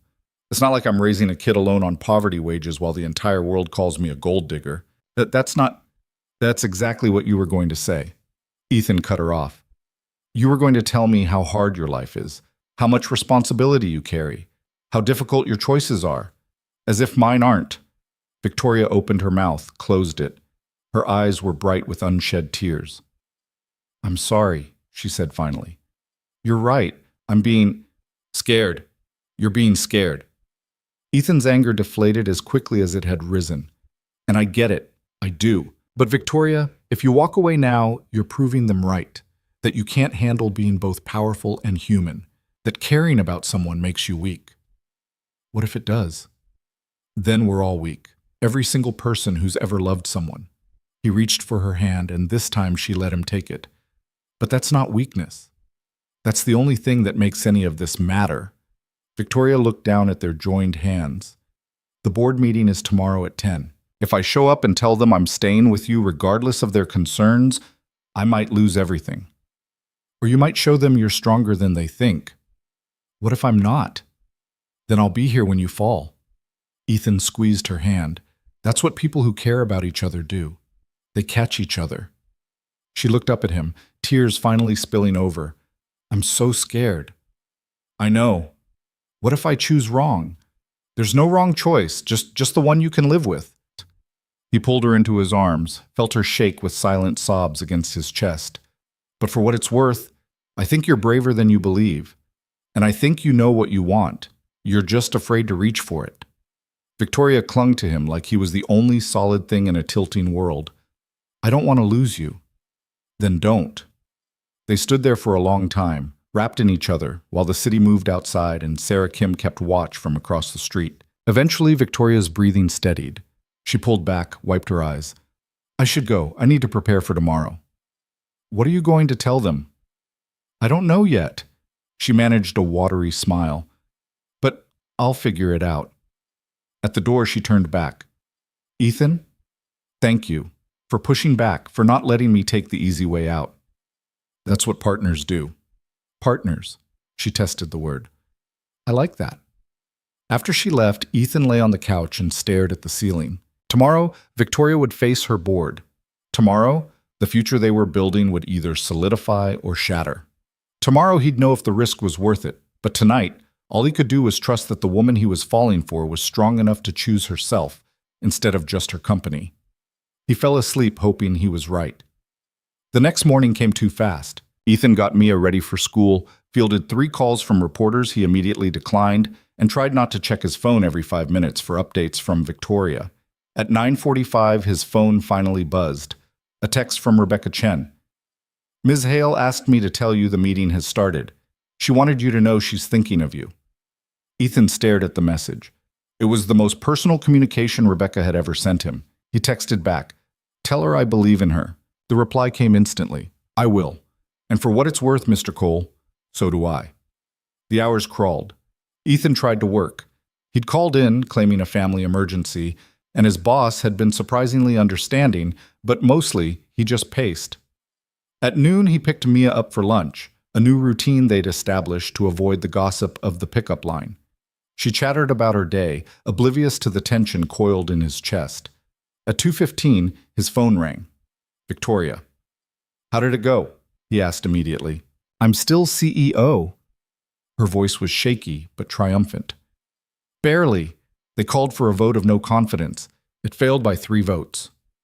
Ethan let out a breath he hadn't realized he'd been holding. "What did you tell them?" "The truth. That my personal life is separate from my professional judgment. That I've never made a decision based on emotion rather than data. That questioning my fitness to lead based on who I'm dating is exactly the kind of sexist garbage they'd never pull with a male CEO." She paused. "And then I threatened to make their lives very difficult if they tried this again." Despite everything, Ethan smiled. "That's very you. I'm a work in progress." Her tone softened. "But Ethan, it's not over. They're watching me now. looking for any sign that you're affecting my decisions. I have to be perfect, more than perfect. You don't have to be perfect, you just have to be you. That's what scares me most. She was quiet for a moment. Can I see you tonight? I need to see you. Always. I'll bring dinner. Real dinner, not pizza. Victoria, pizza is real dinner. You know what I mean. He could hear the smile in her voice. I'll see you at 7. She kept her promise. At 7 sharp, Victoria arrived with bags from a restaurant Ethan had only heard of in passing, the kind of place that required reservations months in advance. She'd changed from her power suit into soft clothes, her hair loose, her expression exhausted but lighter than it had been in days. Mia tackled her before she made it fully through the door. Victoria, you brought fancy food. I brought good food, Victoria corrected, laughing as she caught her balance. There's a difference. They ate at the small kitchen table, Ethan and Victoria's knees touching underneath, Mia telling elaborate stories about school that may or may not have been entirely true. It felt normal, real, like maybe this could actually work. After Mia went to bed, Victoria and Ethan sat on the couch, now cleared of glass, the boarded window a reminder of what they were up against. I talked to my father today, Victoria said suddenly. Ethan turned to her in surprise. I thought he was dead. He is, but I went to his grave after the meeting. I do that sometimes when I need to think. She leaned her head on Ethan's shoulder. I told him about you, about how scared I am, about how I don't know if I can do this. What do you think he would have said? Victoria smiled sadly. Probably that I'm overthinking it. He was always better at the human stuff than me. My mother, too, before she died. She paused. They had a real marriage, real love. They made it work even though running the company was all-consuming. I used to wonder how they did it. Maybe they just decided it was worth the work. Maybe. Victoria sat up, looked at him. I want this to be worth the work, Ethan. I want us to make it, but I need you to understand what you're signing up for. The scrutiny won't stop. The pressure won't ease. There will always be people waiting for me to fail, and you'll be caught in that crossfire. I know. Do you? Really? She took his hands. Because I need to know you're all in, not just for now, but for whatever comes. I can't keep doing this halfway, wondering if you're going to realize it's too much and walk away. Ethan thought about the brick through his window, about the reporters calling at all hours, about the looks he got now when he picked up Mia from school, about the very real possibility that loving Victoria Hale would make his already difficult life exponentially harder. Then he thought about her laugh when Mia said something ridiculous, about the way she looked at him like he was something precious, about the feeling of being seen and valued for exactly who he was. I'm all in, he said, for better or worse, for billionaire board meetings and broken windows and whatever else comes. Victoria's eyes shone. You're sure? I've never been more sure of anything. She kissed him then, deep and searching, like she was trying to memorize the moment. When they broke apart, both breathing hard, she rested her forehead against his. I'm falling in love with you, she whispered, and it terrifies me. Ethan's heart stuttered. Yeah? Yeah. Good. He kissed her again, softer this time. Because I'm already there. They stayed like that for a long time, wrapped in each other, the boarded window a battle scar, and the quiet apartment a sanctuary. Outside, the world kept spinning with its judgments and expectations and cruelty. But inside, for these stolen hours, they were just two people choosing each other, despite everything telling them not to. It wasn't perfect, it wasn't easy, but it was real. And for now, that was enough. 3 weeks passed in a strange new rhythm. Victoria came to the apartment 4 nights a week, always after Mia's bedtime, always leaving before dawn. They existed in stolen hours and whispered conversations, building something fragile in the spaces between her corporate empire and his working-class reality. The media attention didn't fade like Ethan had hoped. If anything, it intensified. Photographers camped outside his building. A tabloid offered him 6 figures for an exclusive interview. Someone created a social media account dedicated to proving he was a con artist, complete with fabricated evidence and doctored screenshots. Ethan ignored it all, or tried to, but ignoring it became harder when it started affecting Mia. Tommy's mom says you're only nice to me because my dad is dating a rich lady, Mia announced one evening while Ethan made dinner, his hand stilled on the knife he was using to cut vegetables. What? She told Tommy, and Tommy told me at recess. Mia's voice was matter-of-fact, but her eyes were uncertain. Is that true? Ethan set down the knife, crouched to her level. No, baby, that's not true at all. People are being mean right now because they don't understand, but none of it has anything to do with you. Then why do they keep saying stuff? Because sometimes people need someone to be mad at, and right now I'm easy to be mad at. He tucked a strand of hair behind her ear. But you know what? Their words can't change what's real, and what's real is that you're amazing, and anyone who gets to know you is lucky. Mia considered this seriously. Victoria thinks I'm amazing. She does. And you think Victoria is amazing. I do. Then I don't care what Tommy's mom says. Mia wrapped her arms around his neck. She's mean anyway. Ethan held her tight, fighting the anger rising in his chest. Adults could be cruel to each other. That was their choice. But dragging a 6-year-old into their gossip was a line he wouldn't tolerate. That night, after Mia was asleep, he called Victoria. It's getting worse, he said without preamble. Other parents are talking to their kids about us. Mia's hearing things at school. Victoria's sharp intake of breath was audible. What kind of things? He told her about Tommy's mother, about the growing isolation as other parents pulled their children away from Mia during pickup, about the principal's careful suggestion that maybe Ethan should consider homeschooling until things calm down. That's unacceptable. Victoria's voice had gone cold. I can have my lawyers. No lawyers. Ethan cut her off. That makes it worse. These are just people being petty and scared and judgmental. Lawyers won't fix that. Then what will?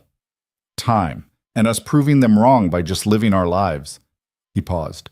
But Victoria, I need to ask you something, and I need you to be honest. Okay. Is this sustainable? Not us. I know we're worth fighting for, but this situation. Can we really build something lasting when every aspect of our relationship is dissected by strangers? When my daughter is paying the price for my choices?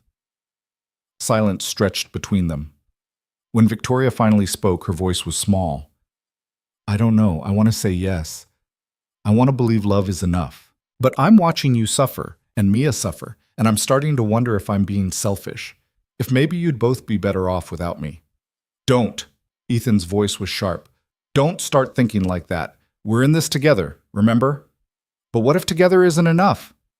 Before Ethan could answer, his doorbell rang. At 11 at night, his stomach dropped. Hold on, he told Victoria. Someone's here. Through the peephole, he saw Sarah Kim, his security detail. She looked grim. He opened the door. What's wrong? You need to see this. Sarah handed him her phone. On the screen was a news article, just posted. The headline made his blood run cold. Exclusive. Ethan Cole's dark past, drug charges, and child custody battle revealed. What the hell? Ethan scrolled through the article. It was full of lies, fabricated arrests, invented custody disputes with Sarah's family, suggestions that he was an unfit father.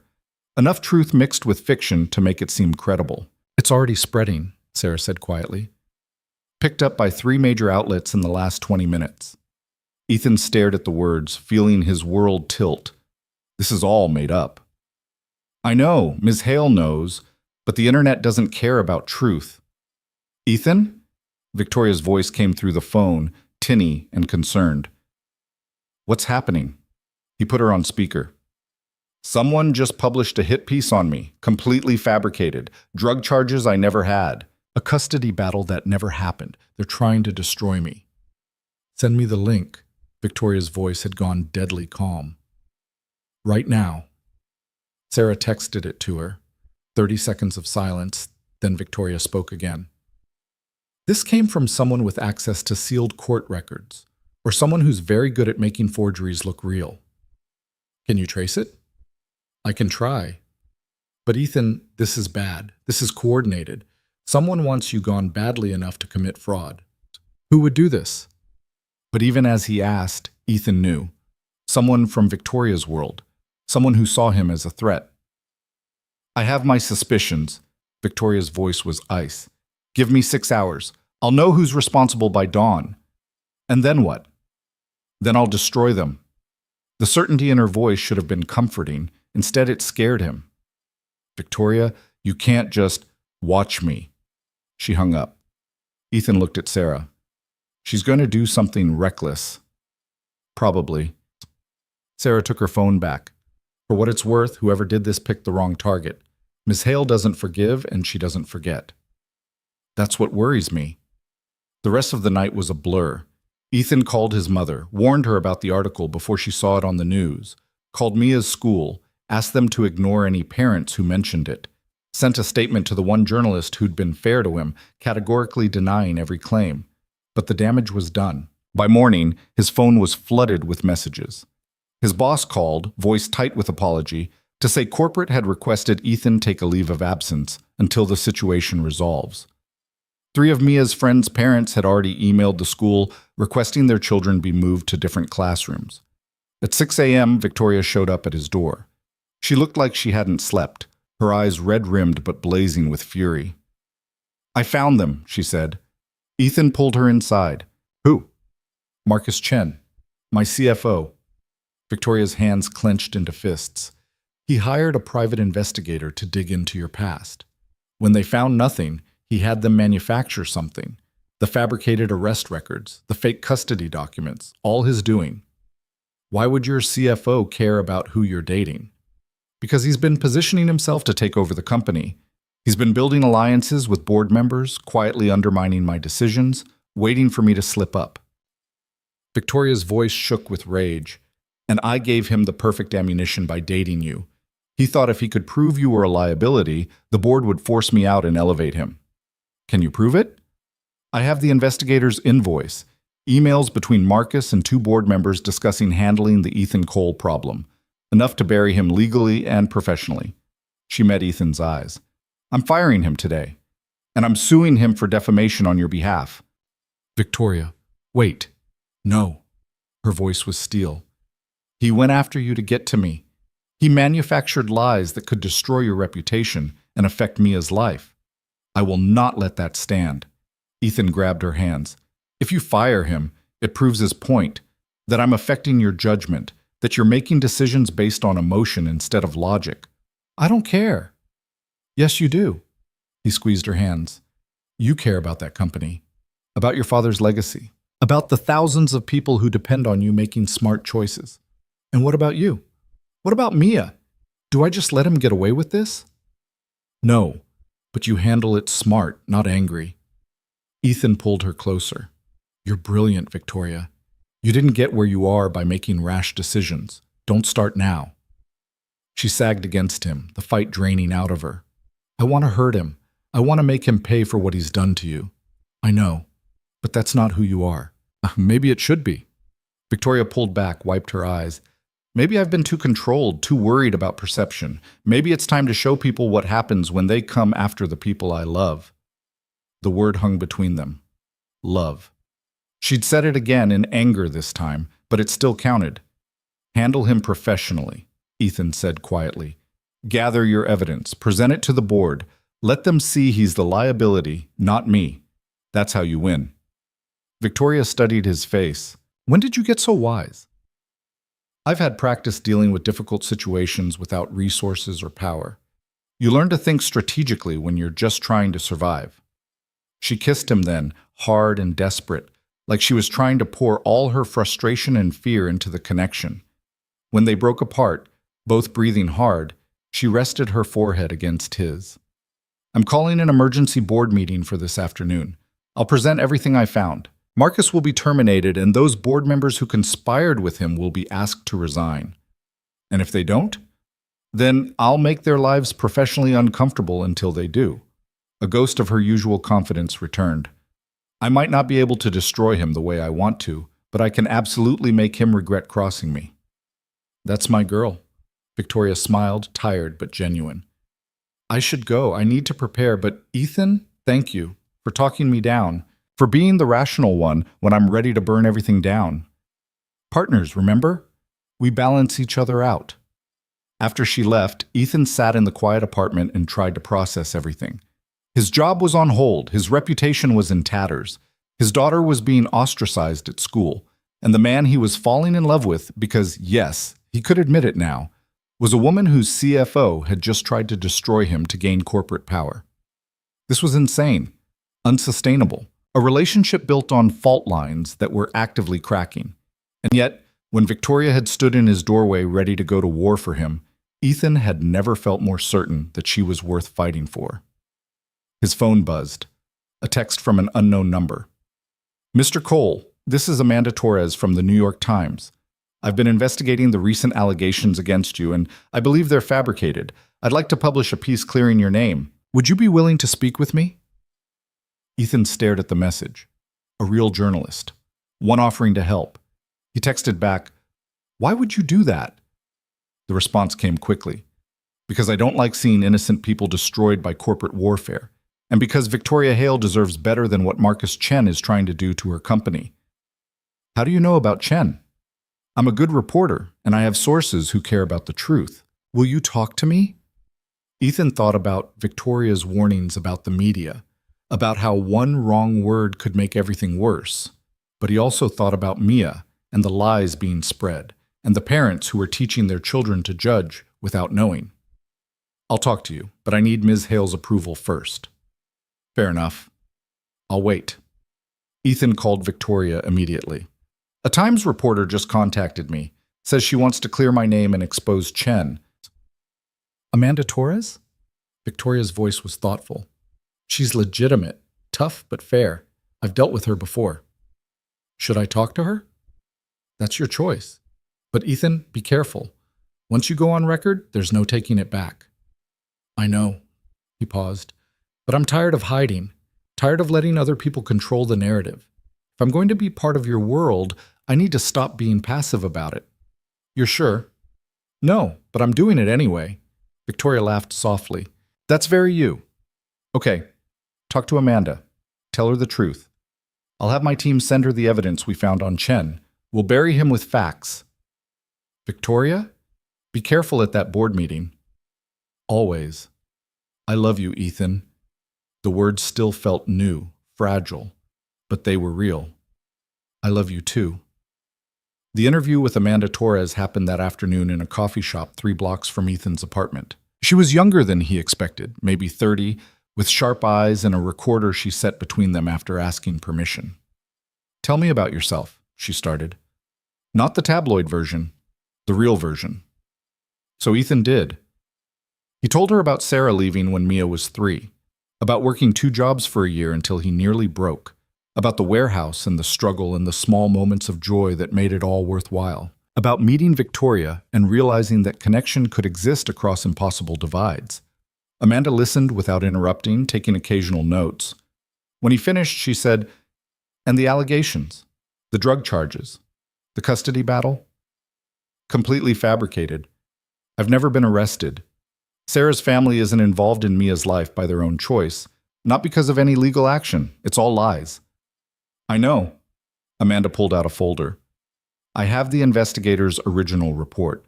The one before Chen had him doctor it. Want to know what it says?" Ethan nodded.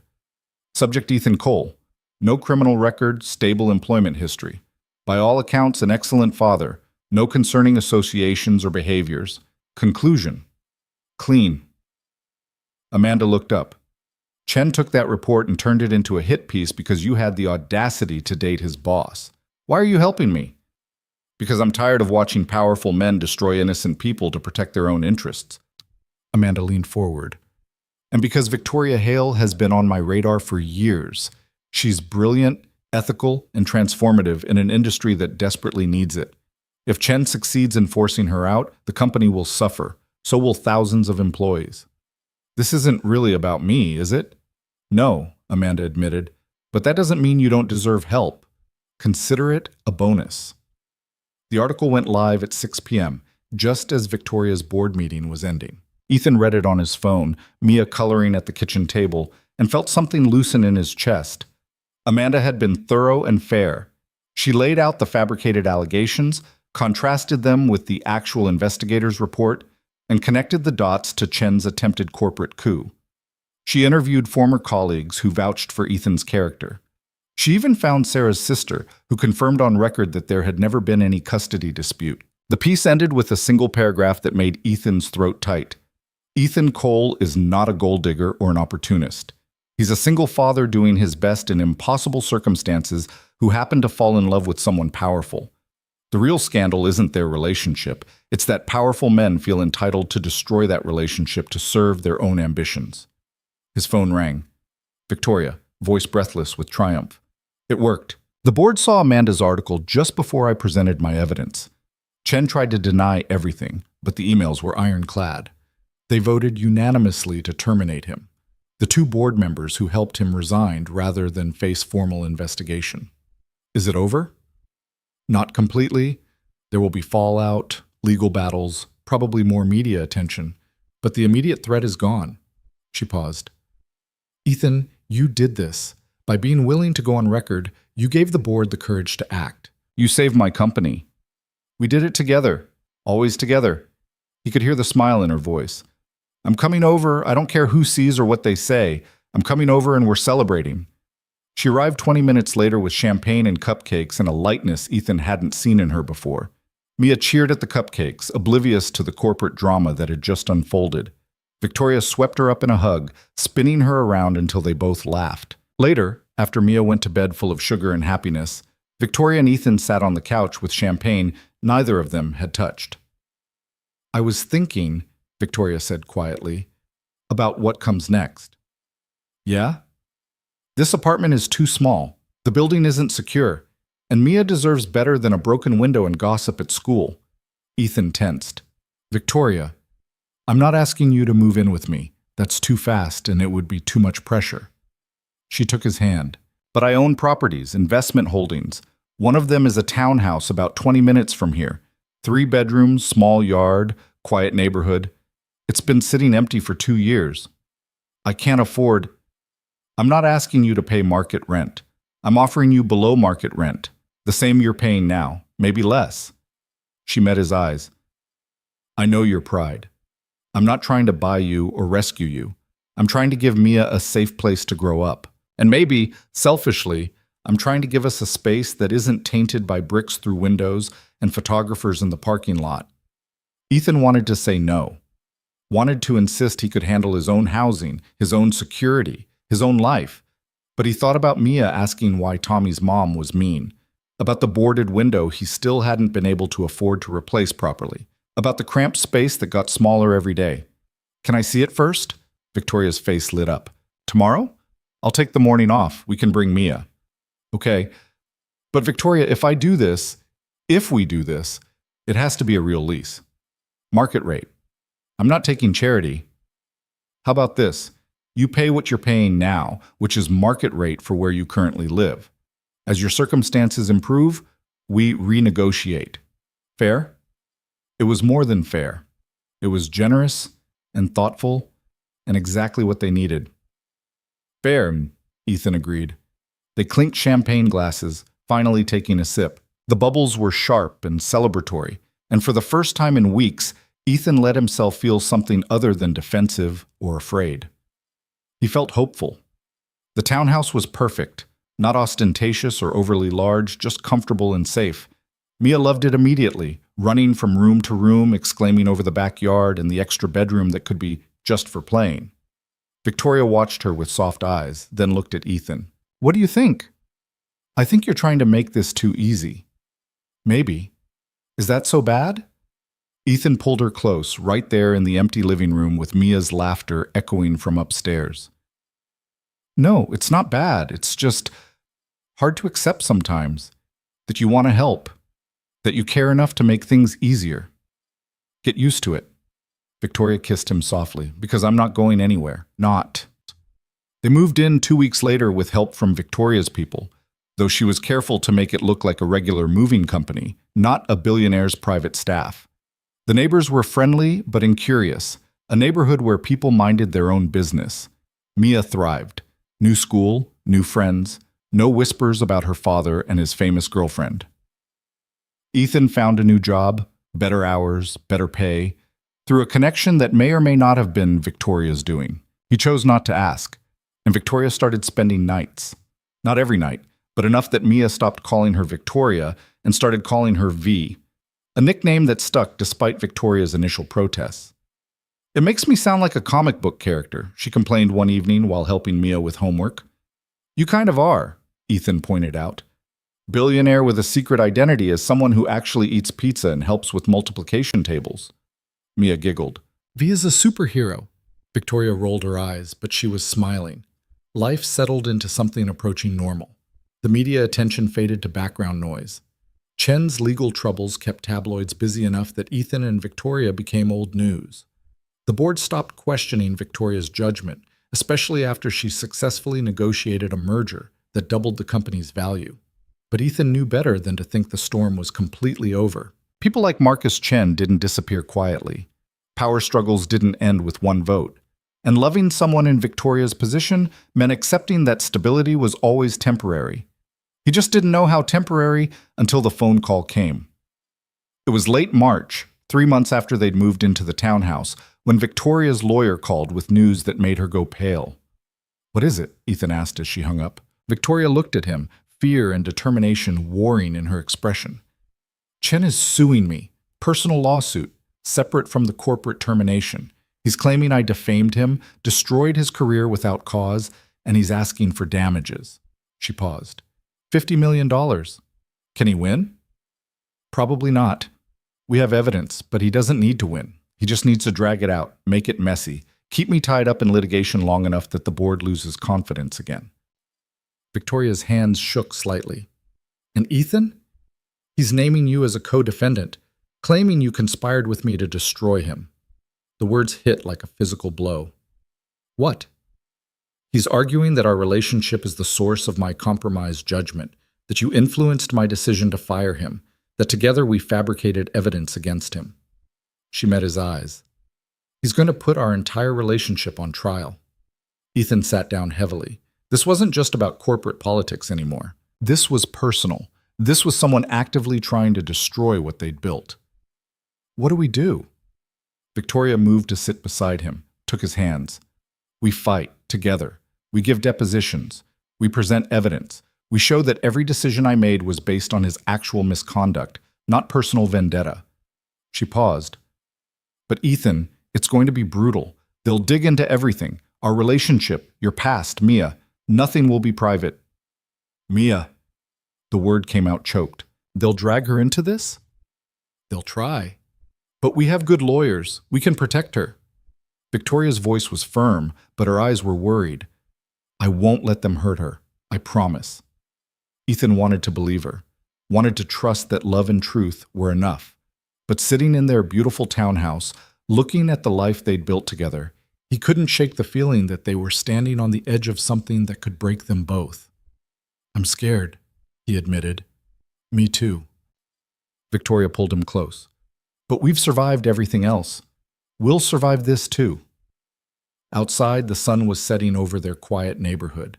Inside, upstairs, Mia was singing to herself, safe and happy, and unaware that the foundation of their new life was being challenged once again.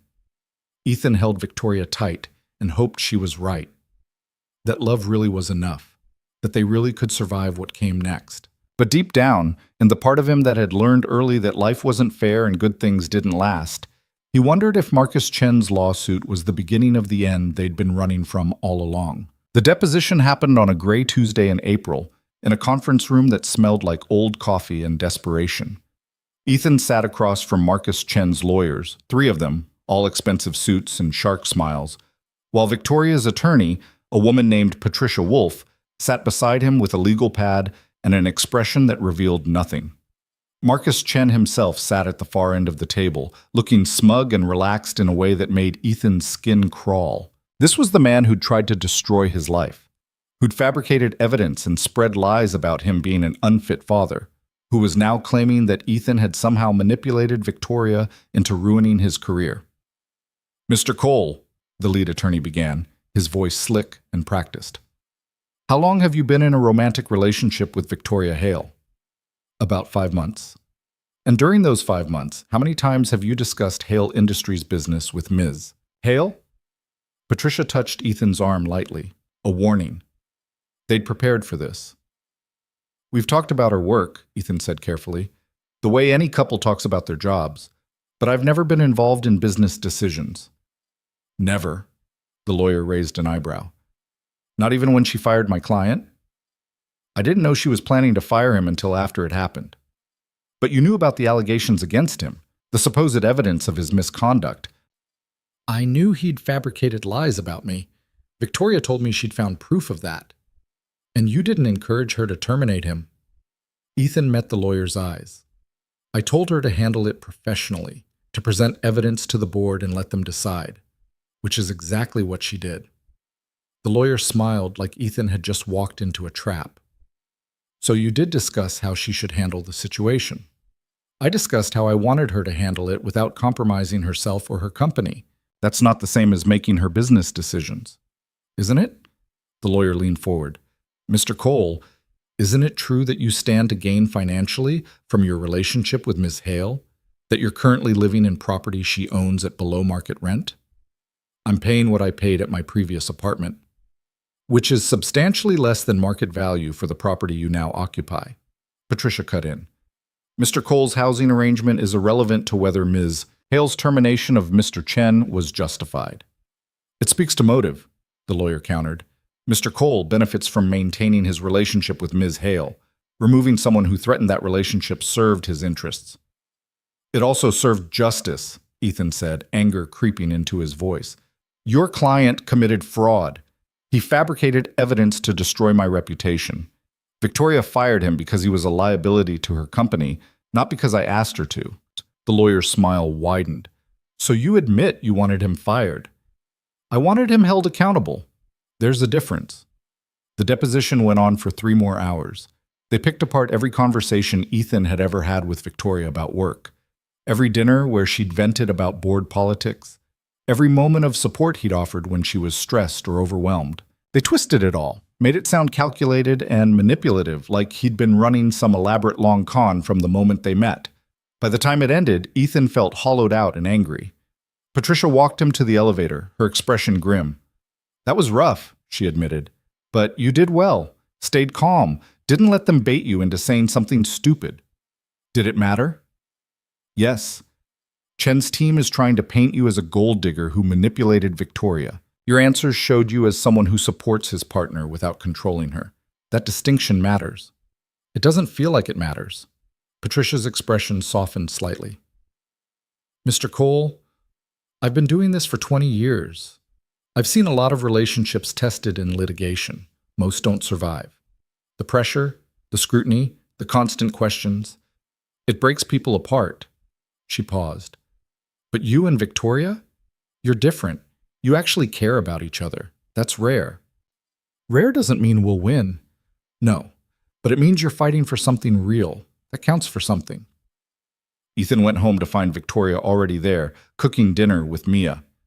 The sight of them together, Victoria's hair pulled back in a messy ponytail, Mia standing on a stool to help stir something on the stove, made his chest tight. Daddy! Mia waved the wooden spoon, splattering tomato sauce. We're making spaghetti. I can see that. He kissed the top of her head, then met Victoria's eyes. She looked worried, but was clearly trying to hide it from Mia. How did it go? She asked quietly. Later, Ethan mouthed. They made it through dinner with forced cheerfulness, Mia chattering about school and her new friend Emma and the science project on butterflies she was excited about. After she went to bed, Ethan and Victoria sat in the backyard with wine neither of them really wanted. They're going to make this as ugly as possible, Ethan said. Every conversation we've ever had about your work, every moment I've supported you, they're twisting it into evidence that I'm manipulating you. I know. Victoria's voice was tight. My deposition is next week. They'll do the same to me. Try to make it seem like I'm emotionally compromised, that I can't separate personal feelings from business judgment. Can you? She turned to look at him, hurt flashing across her face. What? I'm serious. Can you? Because Victoria, I need to know if loving me has actually compromised you. If maybe Chen and his lawyers have a point. They don't have a point. They have an agenda. That's not what I asked. Victoria set down her wine glass, her hands trembling slightly. You want to know if loving you makes me weak. If caring about you clouds my judgment. Yes. She was quiet for a long moment. When she spoke, her voice was raw. Loving you doesn't make me weak. It makes me human. And maybe in the corporate world, those are the same thing. Maybe admitting I care about someone, that I prioritize their well-being alongside profit margins and quarterly earnings. Maybe that does make me less effective by their standards. She met his eyes. But I don't want to live by their standards anymore. I'm tired of being the ice queen who never feels anything. I'd rather be human and flawed than perfect and alone. Ethan pulled her close, felt her shake against him. I'm sorry. I shouldn't have asked that. No, you should have. We need to be able to ask each other hard questions. She pulled back to look at him. Ethan, what if we lose? What if Chen wins his lawsuit? Or even if he doesn't, what if the damage is done? What if the board forces me out anyway? Then we figure out what comes next. Just like that? Just like that. He took her hands. Victoria, I fell in love with you. Not your company, not your money, not your position. You. The woman who eats pizza with my daughter and admits when she's scared and fights for what she believes in. If you lose Hale Industries tomorrow, that doesn't change. Tears slipped down her cheeks. I don't know who I am without it. Then maybe it's time to find out. The words hung between them, terrifying and liberating in equal measure. Victoria's deposition was worse than Ethan's.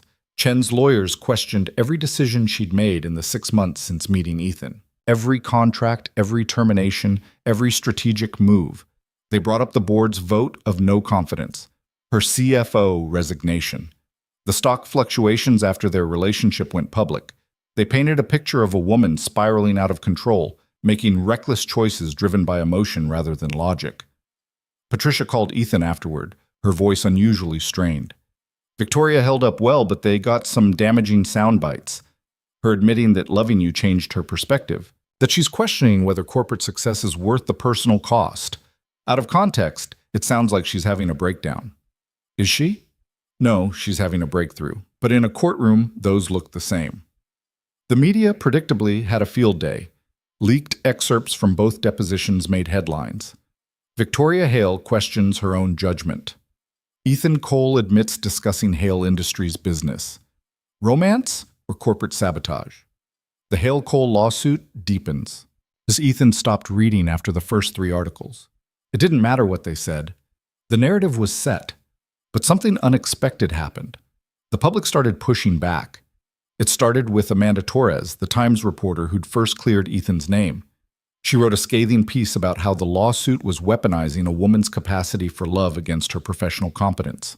Other journalists picked it up. Business columnists questioned why a male CEO's relationship wouldn't face the same scrutiny. Social media exploded with people sharing their own stories of being judged for mixing personal and professional lives. Within a week, the narrative had shifted. Chen wasn't the wronged executive anymore. He was the bitter ex-employee using misogyny and classism to attack his former boss. Ethan watched it unfold with cautious hope. Maybe the tide was turning. Maybe truth actually mattered. Then Chen's team made their fatal mistake. They subpoenaed Mia. The notice came on a Friday afternoon. Chen's lawyers wanted to depose Mia Cole, age 6, to testify about her father's relationship with Victoria Hale and any conversation she'd overheard. Ethan read the subpoena 3 times before he could process what he was seeing. They wanted to put his daughter on the stand. To question her about adult matters she couldn't possibly understand, to use her innocence as a weapon. The rage that filled him was white-hot and all-consuming. He called Patricia immediately. They can't do this. She's 6 years old. I know. And we're going to fight it. No judge in their right mind would allow a child that young to be deposed in a civil suit. Patricia's voice was furious. This is a pressure tactic. They're trying to scare you into settling. It's working. Don't let it. This move was desperation, and it's going to backfire spectacularly. Patricia was right. The subpoena leaked. Whether by accident or design, Ethan never found out, and the public reaction was immediate and brutal. Legal experts called it unconscionable. Parent advocacy groups rallied against Chen. Even conservative business outlets condemned the tactic as going too far. The judge threw out the subpoena within 48 hours, issuing a sharp rebuke to Chen's legal team about appropriate litigation conduct. But the damage to Chen's case was done. He'd revealed himself as someone willing to use a child as leverage. Whatever sympathy he'd had evaporated overnight. 2 weeks later, Chen's lawyers reached out about a settlement. They want to drop the lawsuit, Patricia told Victoria and Ethan in her office. No admission of wrongdoing on either side. All parties walk away. No, Victoria's voice was firm. I want him to admit he fabricated evidence against Ethan. I want it on record. That's not going to happen. His lawyers won't allow it. Then we go to trial. Patricia looked at Ethan. What do you think? Ethan thought about the last 6 months. The depositions, the headlines, the constant scrutiny, the fear in Mia's eyes when she'd asked why the lawyers wanted to talk to her, the toll it had taken on all of them. I think we've already won, he said quietly. Everyone knows what Chen did. The court of public opinion has ruled. Dragging this out just gives him more opportunities to hurt us. But he gets away with it, Victoria protested. He tried to destroy you, to destroy us, and he just walks away? No, he walks away with his reputation ruined and his career over. No company will touch him after this. That's not getting away with it. That's consequences. Victoria looked at him, conflict clear on her face. She wanted justice. Wanted Chen to pay. But she also knew Ethan was right. Okay, she said finally, we settle, but I want one condition. What? Patricia asked. He has to issue a public apology, not for the lawsuit, but for trying to involve Mia, for crossing that line. Non-negotiable. Patricia made the call. Chen's lawyers tried to refuse, but when Patricia pointed out that public sentiment was entirely against Chen on that point, and that a jury would crucify him for it, they relented. The apology came in the form of a brief statement. I regret any distress my legal team's actions may have caused to Mia Cole. That was never my intention, and I apologize unreservedly. It was bare minimum, begrudging, and insincere. But it was public, and it was permanent. The lawsuit was formally dismissed 3 weeks later. The news cycle moved on. Life, slowly and imperfectly, began to resemble normal again. But something had shifted between Ethan and Victoria. The lawsuit had stripped away their last illusions about easy answers. They'd both seen the cost of their relationship in stark relief. They'd both had to choose, again and again, whether it was worth it. One evening in June, 6 months after the lawsuit had started, Victoria came home to the townhouse and found Ethan in the backyard, watching Mia chase fireflies in the dusk. Can we talk? She asked. Something in her tone made Ethan's stomach drop. Yeah, let me get Mia inside. After settling Mia with a movie, they sat on the back porch in the gathering darkness. I've been thinking, Victoria started, about everything that's happened, about what we've been through. Okay? The lawsuit is over, but the fundamental problem isn't. I'm still CEO of a major corporation. You're still someone the media and my enemies can use against me. That dynamic hasn't changed. Ethan felt his heart sink. What are you saying? I'm saying I have a choice to make. Victoria took his hand. I can keep doing what I've been doing, trying to balance being with you and running Hale Industries, constantly defending our relationship, always looking over my shoulder for the next attack. Or I can step down. The words hung in the night air, impossible and terrifying. Victoria, no, you can't give up your company for me. That's insane. Is it? Because, Ethan, I've spent the last few months having my judgment questioned, my capacity doubted, my every decision scrutinized. And you know what I realized? She turned to face him. They're not entirely wrong, not about me being compromised, but about me being changed. Loving you has changed me, made me question things I used to take for granted, made me wonder if there's more to life than quarterly earnings and market share. But the company is your father's legacy. No, the company is a company. My father's legacy is teaching me that success means nothing if you're alone. He and my mother made it work because they prioritized each other. I've been doing the opposite, prioritizing the company over everything else. She squeezed his hand. I don't want to do that anymore. What would you do if you stepped down? Victoria laughed, the sound both nervous and excited. I have no idea. That's terrifying and exhilarating in equal measure. Maybe I'd consult. Maybe I'd teach. Maybe I'd finally figure out who Victoria Hale is when she's not CEO of anything. And you'd be okay with that? I think I'd be better than okay. She moved closer. Ethan, you and Mia have given me something I didn't know I was missing. a life, an actual life with people I love and moments that matter. I don't want to lose that because I'm too afraid to let go of a title. Ethan pulled her into his arms, his mind racing. Don't decide tonight. Don't decide because of the lawsuit or the pressure. If you do this, it has to be because it's what you want, not because you think it's what I need. What if it's both? Then we talk about it. Seriously, we make a plan. We figure out what stepping down would actually look like. He pulled back to look at her. But Victoria, I need you to promise me something. What? That you won't resent me for this. That 10 years from now, you won't look back and wish you'd stayed CEO, because I couldn't live with being the reason you gave up something that important. You wouldn't be the reason. I would be. My choice. She kissed him softly. But you're right. I need to think about this more. Make sure it's what I really want. Over the next month, they talked. Long conversations late into the night about what life could look like if Victoria wasn't running Hale Industries, about what would fill that space, about whether she could handle going from one of the most powerful women in business to just another person. Victoria also talked to her board, floated the idea of transitioning to a chairman role, staying involved strategically, but handing day-to-day operations to someone else. They were surprisingly receptive. She'd been CEO for almost a decade. A planned transition was responsible, not weak. She talked to her father's old business partner, a man who'd known her since she was a child. He told her something that stuck. Your dad built that company so you could have choices. He'd be furious if you stayed out of obligation rather than passion. In August, Victoria made her decision. She would step down as CEO at the end of the year. She'd remain on the board as chairman, providing guidance and oversight, but freeing herself from the daily grind. The company would hire a new CEO, someone brilliant and hungry who could take Hale Industries into its next chapter, and Victoria would figure out who she was beyond the title. The announcement made headlines, of course. Speculation about her reasons ranged from burnout to being forced out to planning a political run. Victoria ignored all of it.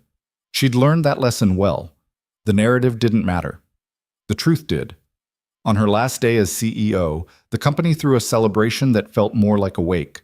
Speeches about her accomplishments, toasts to her leadership, a presentation of her greatest hits in growing the company. Ethan and Mia came, sitting in the back of the ballroom. Mia was bored within 15 minutes, but Ethan watched Victoria navigate the crowd with grace and confidence. She looked lighter than he'd seen her in months, like she'd put down a weight she'd been carrying too long. When it was over, they drove home together, Victoria in her own car following Ethan's, both headed to the townhouse that had become their shared space without anyone officially deciding it. Inside, Mia immediately changed into pajamas and demanded a celebration of their own. So they ordered pizza and ate it on the living room floor while Mia taught Victoria some complicated game involving stuffed animals and elaborate rules that changed every 5 minutes. Later, after Mia was asleep, Ethan and Victoria sat in the backyard under the stars. How do you feel? Ethan asked. Victoria thought about it. Scared, relieved, excited, lost. She laughed. All of it at once. That sounds about right.